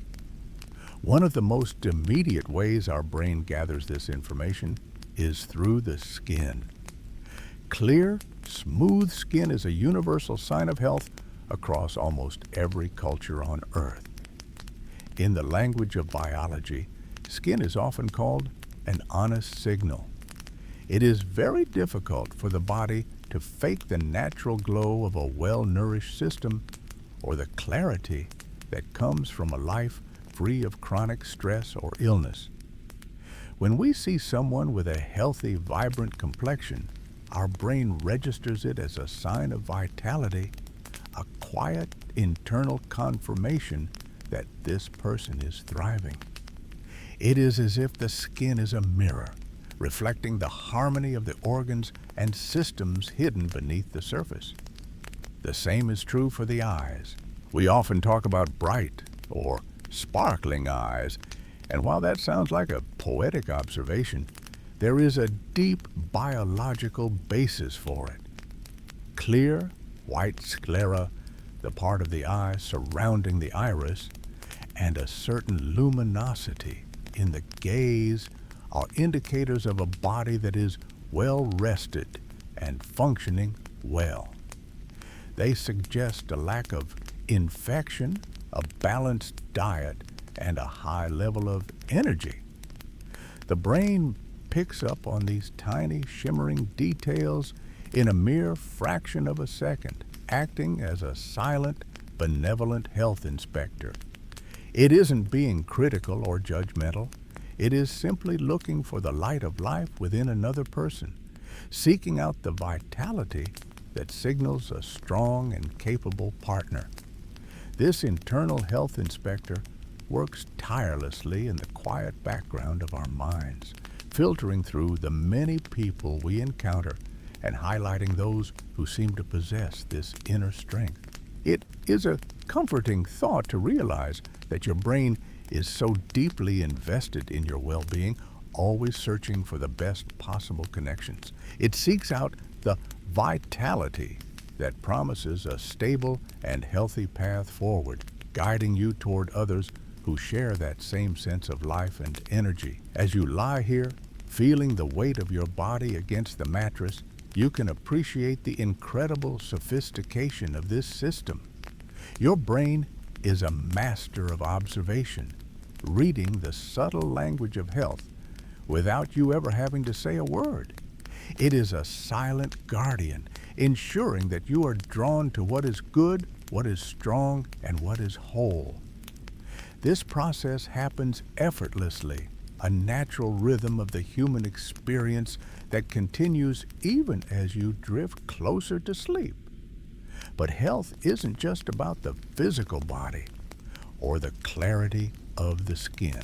Once the brain is satisfied with these outward signs of vitality, it begins to look for something even more subtle, the health and agility of the mind. It looks for a sign that a person is not only physically strong, but also mentally flexible and socially connected. And one of the most powerful ways the brain detects a sharp, healthy mind is through a trait that brings warmth to any room: the gift of humor. The brain knows that a quick wit often reflects a quick mind, leading us toward a new kind of attraction rooted in intelligence and joy. This mental agility, this quiet quickness of thought, often reveals itself in one of the most charming ways possible, through a sense of humor. When we find someone truly funny, our brain isn't just enjoying a joke. It is receiving a clear signal that the person before us possesses a high level of social and cognitive intelligence. In the world of evolutionary psychology, humor is often seen as a fitness signal for the mind, a way of demonstrating that the brain is healthy, creative, and capable of complex processing without the need for a physical test. To be funny, the brain must perform a series of incredibly sophisticated tasks in a matter of milliseconds. It must understand the nuances of language, anticipate the expectations of others, and then subvert those expectations in a way that feels surprising yet logical. This requires what scientists call cognitive flexibility. It is the brain's ability to pivot, to see a situation from a new perspective, and to find a hidden connection between two seemingly unrelated ideas. When you laugh at someone's wit, your subconscious is essentially applauding their mental elasticity. You are recognizing that their mind is vibrant and resourceful, qualities that have been highly valued throughout human history for problem solving and social navigation. There is a deep, quiet comfort in being around someone who can make the world feel a little lighter. Research consistently shows a strong correlation between a well-developed sense of humor and various measures of intelligence, including verbal fluency, and abstract reasoning. Because humor is so difficult to fake effectively, it serves as an honest indicator of a sharp mind. When we are drawn to someone who makes us laugh, we are being pulled toward a person whose brain is functioning at a high level of efficiency and creativity. As you rest your head and let your thoughts soften, imagine the sound of a gentle, shared laugh. It is more than just a sound, it is a bridge between two people. When we laugh with someone, our brain does something remarkable. It releases a small, warm burst of oxytocin into our system. While dopamine provided the high-energy spark of the initial crush, oxytocin acts as a soothing balm. It is a chemical of connection, creating a sudden, brief sense of safety and mutual understanding. In that moment of shared levity, the barriers between two individuals lower and a sense of we begins to form. This tiny pulse of oxytocin is the brain's way of rewarding us for finding a compatible mind. It turns a moment of intellectual appreciation into a physical feeling of warmth and closeness. The laughter ripples through the body, relaxing the muscles and slowing the breath, much like the state you're drifting into now. It is a signal that you are in good company, that you are understood, and that your mind has found a peer in the quiet dance of conversation. This subtle shift in chemistry marks a beautiful turning point in the story of attraction. The brain is beginning to move away from the frantic, obsessive energy of the early chase and towards something more stable and grounded. It is transitioning from the excitement of discovery to the beginning of a bond. This gentle release of oxytocin during laughter is just a preview of the powerful role this hormone will play as the relationship deepens. It is the first thread in a tapestry of trust, moving the heart from the bright light of a crush into the soft, enduring glow of a true connection. As the frantic energy of the initial crush begins to settle, a new chemical architecture takes over within the mind. This is the realm of oxytocin, a neuropeptide often called the bonding molecule or the cuddle hormone. While dopamine provided the high-voltage electricity of the early chase, the racing heart, and the obsessive thoughts, oxytocin offers something much more sustainable. It is the shift from the flickering, unpredictable light of a candle to the steady, radiating warmth of a hearth. In the brain, oxytocin acts as a powerful signal of safety.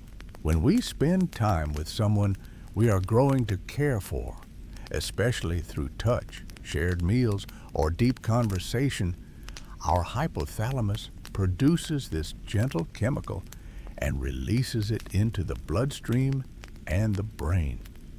Its primary job is to lower our defenses. It works by suppressing the activity of the amygdala, the brain's fear center. This is why when you are with someone you truly connect with, the outside world seems to fade away and a sense of profound peace takes its place. The anxieties of the day, the worries about the future, and the what-ifs of the relationship begin to quiet down. Take a slow, deep breath and imagine that feeling of safety spreading through your body, starting from your chest and moving down to your fingertips. This is the physical manifestation of oxytocin at work. It creates a biological environment where trust can grow. In the early stages of a crush, the brain is in a state of high alert, constantly scanning for signals and meaning. But as oxytocin levels rise, the brain moves from a state of high energy, dopamine driven excitement into a state of calm stability. It tells the system that the hunt is over and the home has been found. Scientists often refer to oxytocin as the biological glue of human relationships. It is the substance that keeps two people together once the initial novelty of the spark begins to naturally dim. Without it, the intense fire of a crush might simply burn itself out. Oxytocin ensures that the fire transforms into a lasting warmth. It fosters a sense of maternal and paternal bonding, but in the context of a romantic crush, it builds the foundation of a partnership. It makes the presence of the other person feel like a necessity for our emotional well-being, creating a feedback loop where being close to them physically lowers our stress hormones like cortisol. This transition from crush to connection is one of the most vital processes in human biology. It is the moment the brain decides that this person is no longer just a source of excitement, but a source of security. It is a quiet, beautiful evolution. As you let your muscles relax further into your bed, consider how remarkable it is that our brains are programmed not just to find love, but to maintain it, to move past the frantic beginning and into a deep, restful state of mutual trust. However, as the brain builds this bridge of connection, it utilizes more than just one tool. While oxytocin provides the emotional warmth and the sense of safety, there is another chemical architect working silently in the background. This molecule is less about the feeling of the bond and more about the structure of the commitment. It is a subtle but powerful force that governs long-term loyalty and the desire to protect what has been built. This quiet guardian of the relationship is known as vasopressin, and its role in the science of the heart is just as essential as the warmth of the bond itself. As we settle deeper into this sense of security, we encounter the influence of vasopressin. If oxytocin is the gentle warmth of the hearth, vasopressin is the sturdy, reliable walls of the home itself. This hormone is a small peptide, yet its impact on our long-term behavior is profound. While dopamine provided the frantic, almost breathless energy of the initial pursuit, vasopressin works quietly in the background to sustain the bond long after the initial chase has ended. Scientific research in neurobiology has shown that vasopressin is fundamentally linked to long-term loyalty and the biological desire to remain with one specific person. It is often referred to by researchers as the monogamy molecule. In the animal kingdom, most notably in the famous studies of prairie voles, scientists discovered that this single chemical was the primary difference between a wanderer and a devoted partner. When vasopressin receptors are active and plentiful in certain regions of the brain begins to perceive the act of staying as more rewarding and fulfilling than the act of leaving. Think of this as the brain's beautiful transition from the excitement of the unknown to the profound comfort of the known. It is the shift from seeking a prize to protecting a treasure. In the early days of a crush, your brain is focused on the win, the validation of being noticed, the thrill of the first text, and the high-stakes energy of attraction. But under the influence of vasopressin, the focus shifts entirely. It becomes about the we. The brain begins to prioritize the safety, health, and well-being of the partner as much as its own. It is a quiet, steady pulse of commitment that whispers a simple, reassuring truth. I am here and I'm staying. This chemical doesn't just encourage us to stay. It encourages a sense of guardianship. It is the reason why, when you are with someone you truly care for, the world feels just a little bit less threatening. Your brain has essentially delegated some of its survival work to the partnership. You are no longer a solitary unit navigating a complex world. You are part of a duo. The chase is inherently exhausting for the nervous system, as it keeps us in a state of high arousal and constant scanning.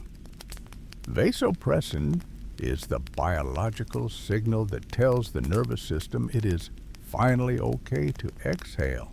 It transforms the relationship into a sanctuary, a place where you can be your most vulnerable self, because the commitment is structural, woven into the very chemistry of your mind.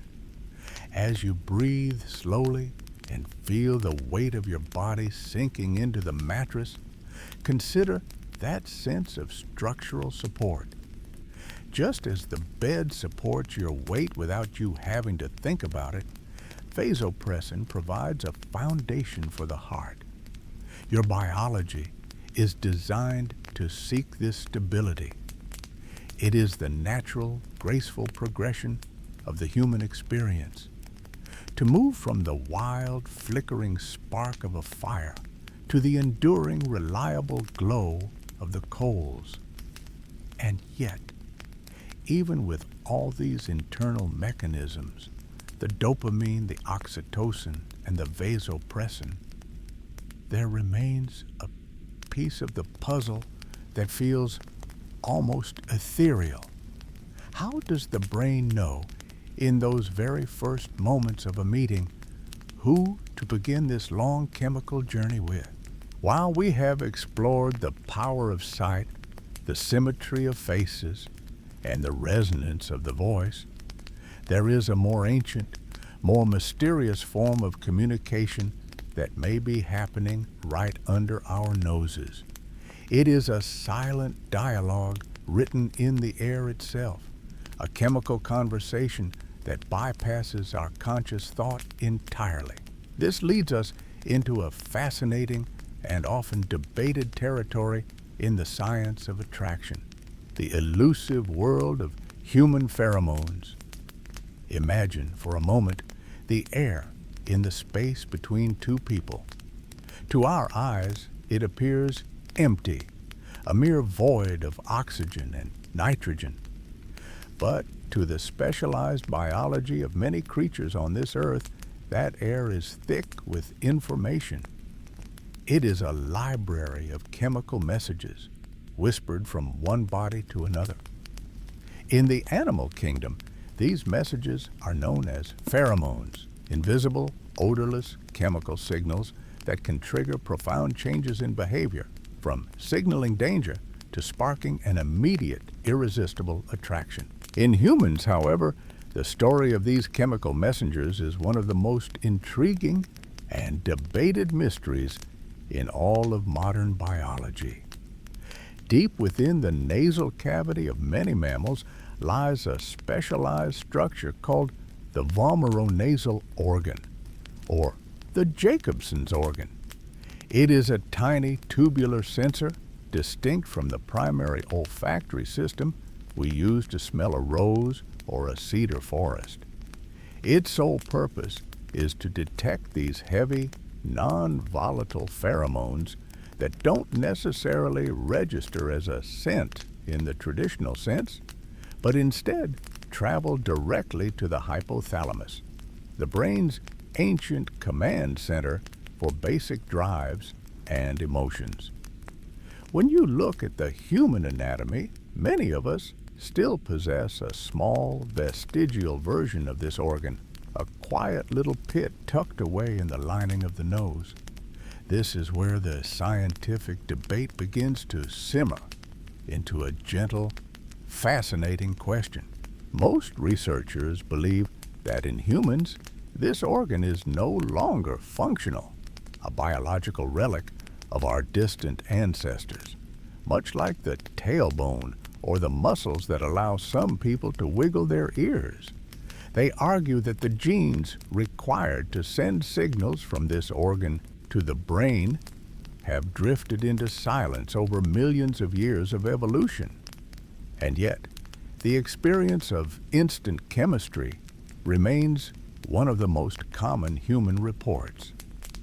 We have all felt that inexplicable pull toward someone, a sense of rightness that seems to exist in the very air around them, long before a single word is spoken.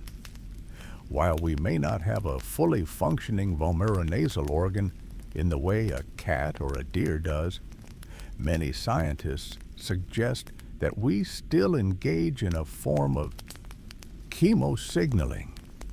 Our skin, our hair, and our breath release a complex cocktail of molecules that may communicate our emotional state, our health, and our genetic compatibility to those nearby. It is a quiet, invisible communication happening in the periphery of our consciousness. You might not smell anything specific, but your brain might be receiving a subtle signal that says this person is safe or this person is a match. It is as if we are all broadcasting a faint, unique radio frequency, and every so often we encounter someone whose receiver is tuned exactly to our station. Think of this invisible dialogue as you settle deeper into your blankets. Just as you're now attuned to the soft, rhythmic pace of this exploration, your biology is constantly, quietly scanning the world for these subtle harmonies.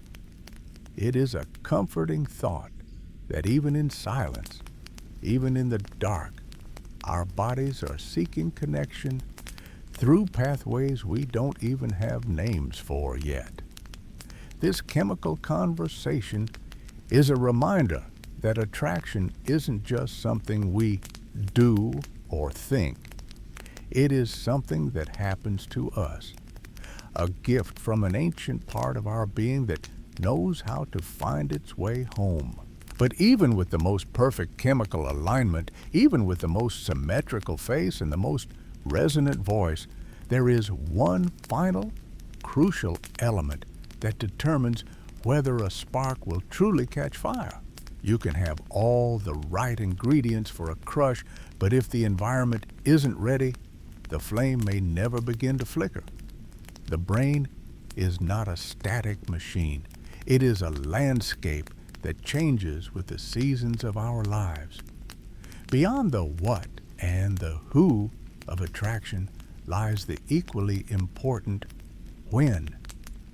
For a crush to take root, the brain must be in a specific state of receptivity, a window of opportunity where the timing of our internal world meets the presence of another. As we move from the invisible sense in the air to the ticking of our internal clocks, let yourself drift into the idea that everything in nature has its season. Just as the earth prepares itself for the spring, your mind has its own periods of preparation, moments when it is uniquely primed to turn a chance encounter into a life-changing connection.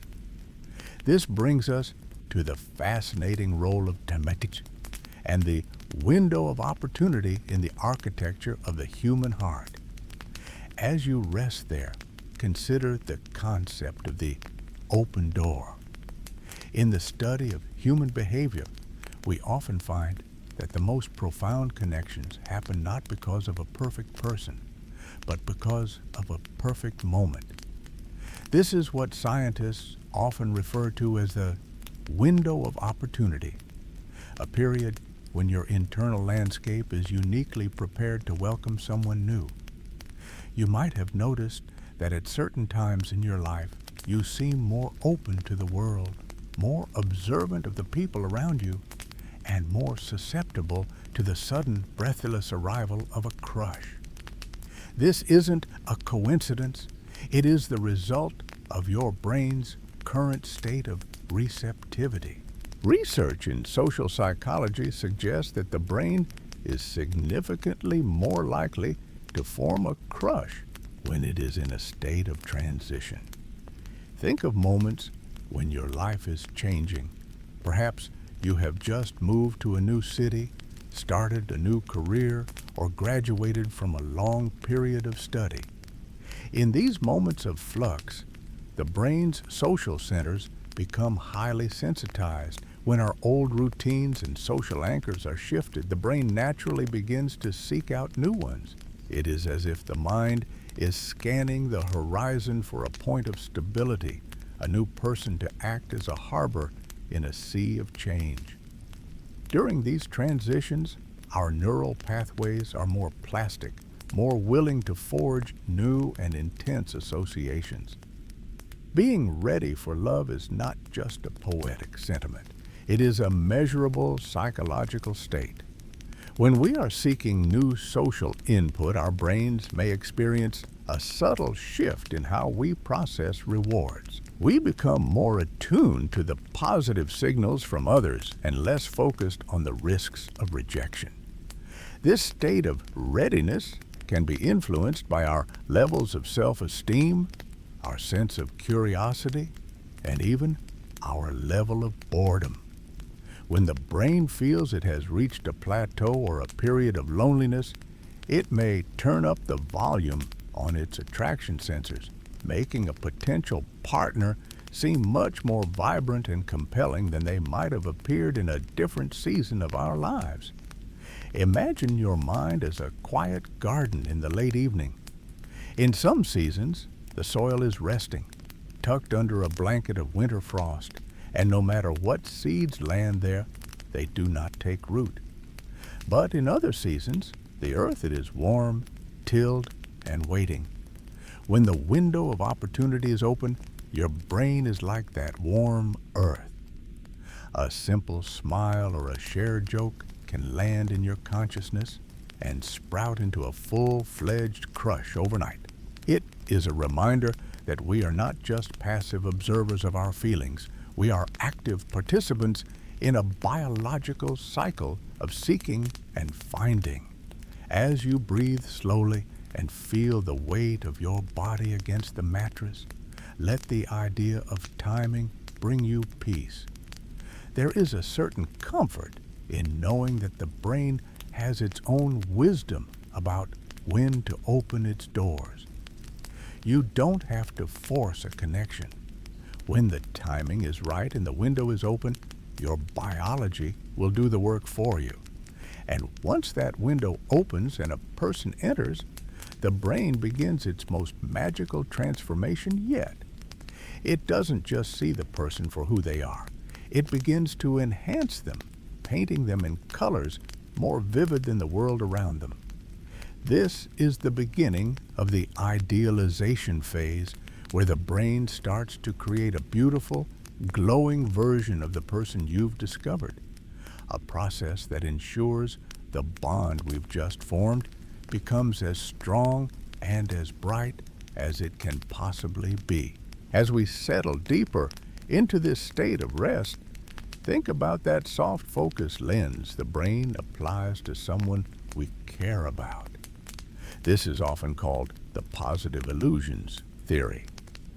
In the early stages of a crush, your brain isn't just a neutral observer. It becomes a supportive artist, accentuating the best features of the person you've grown to admire. You might find yourself thinking they have the kindest eyes you've ever seen, or that their laugh is the most musical sound in the world. To an outsider, these might seem like exaggerations, but to your brain, they are absolute truths. Scientific research has found a fascinating pattern in the most successful, long-lasting couples. These pairs don't necessarily have fewer flaws than others. Instead, they maintain these positive illusions about one another for years, even decades. They consistently rate their partners as being slightly more intelligent, more attractive, and more compassionate than the partners rate themselves. It's as if the brain decides to keep the crush filter on permanently. This isn't a sign of being out of touch with reality. Rather, it's a sophisticated psychological strategy that helps maintain the harmony of a relationship.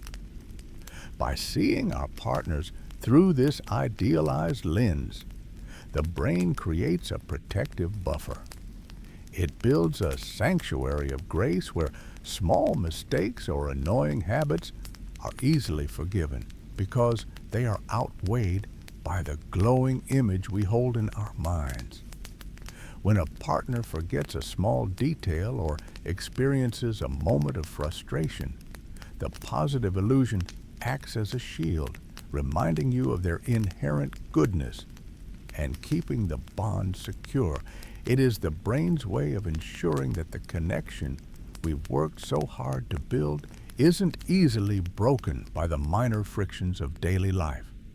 Take a slow, deep breath now. Feel the air move in and out, as steady and reliable as these neural pathways. We have traveled quite a distance tonight, haven't we?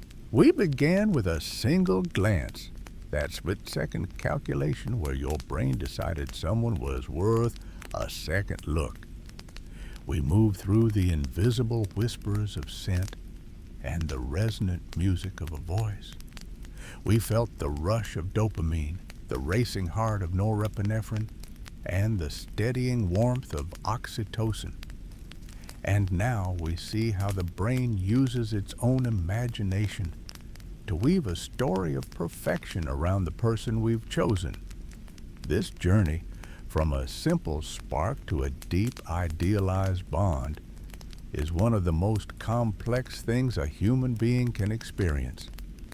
Your mind has acted as a chemist, a judge, a musician, and an artist, all to help you find your way to another person. It's a beautiful, quiet machinery that hums along beneath the surface of your conscious thoughts, even now as you drift closer to sleep. Every part of this process, from the first 1/10 of a second to the protective illusions of a long-term bond, has been designed to bring us closer together, to make the world feel a little less vast and a little more like home. We are beginning to see how all these separate threads of science, from the biology of the math to the chemistry of the blood, are woven into a single magnificent tapestry of human connection.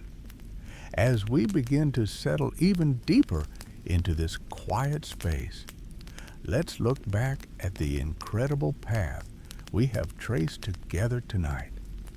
Think of the journey of a crush as a symphony where every instrument has played its part with perfect timing. We often think of attraction as a simple feeling, a flutter in the chest or a smile that won't fade, but in reality, it is perhaps the most sophisticated whole brain event a human being can experience. Scientists have found that when we are in the throes of attraction, almost every major region of the brain is involved, lighting up in a coordinated dance of electricity and chemistry.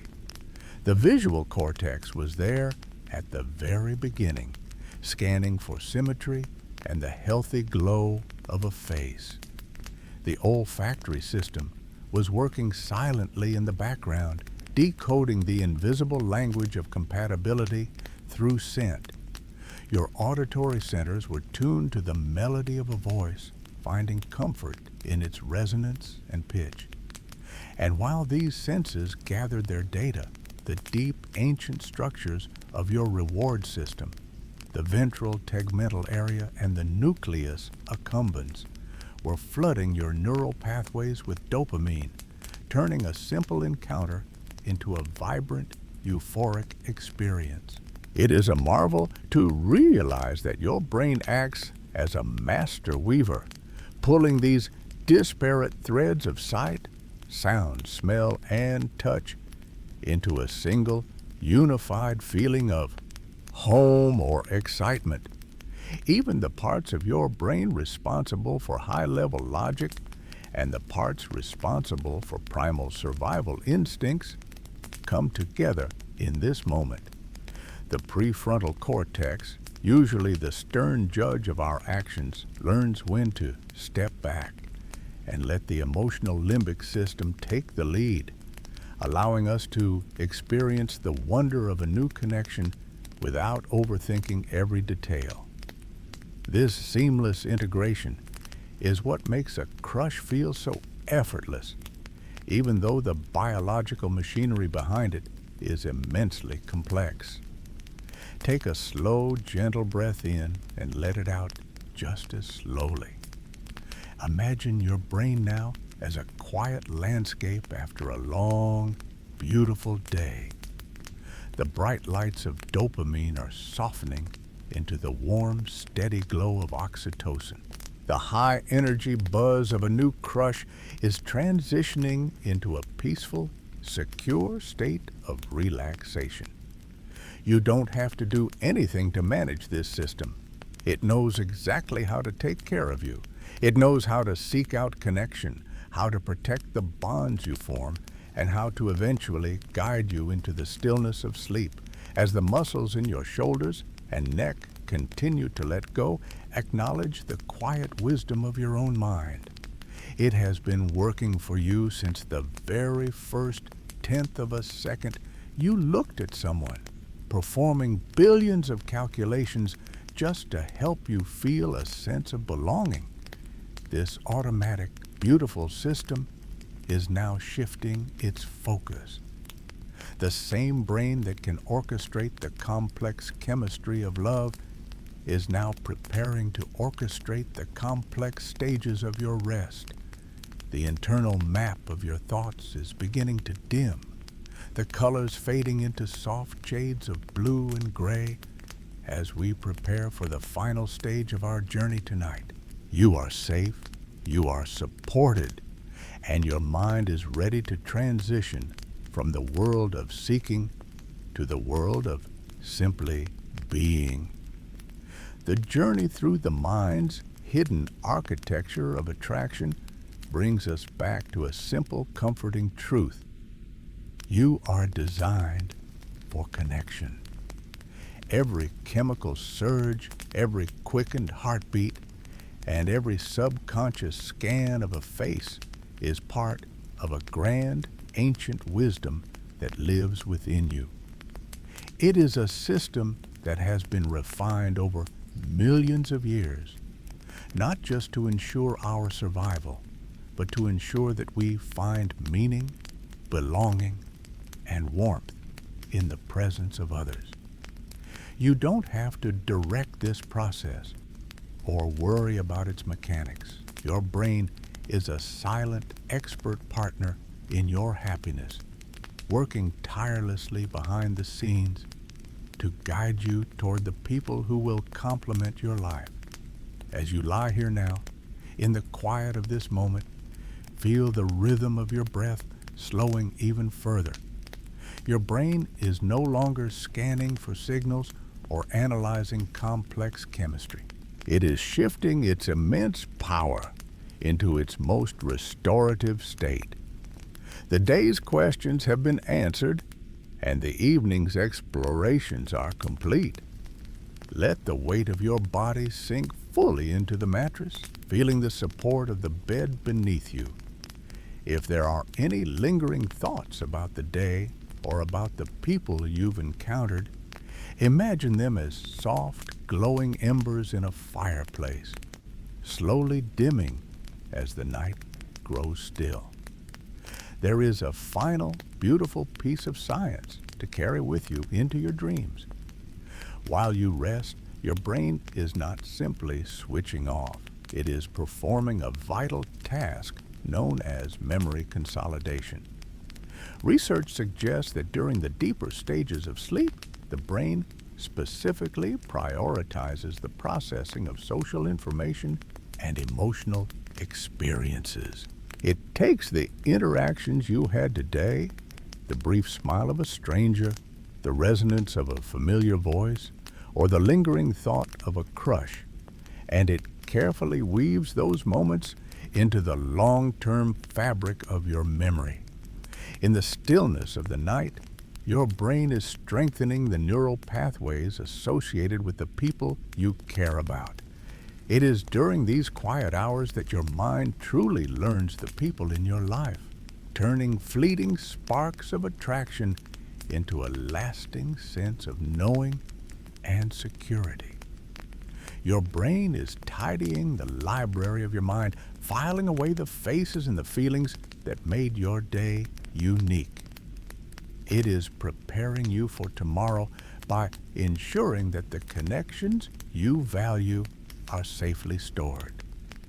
You can trust this process. You can let go of the need to remember or the need to plan. Your mind is already doing that work for you, gently and efficiently, while you drift away.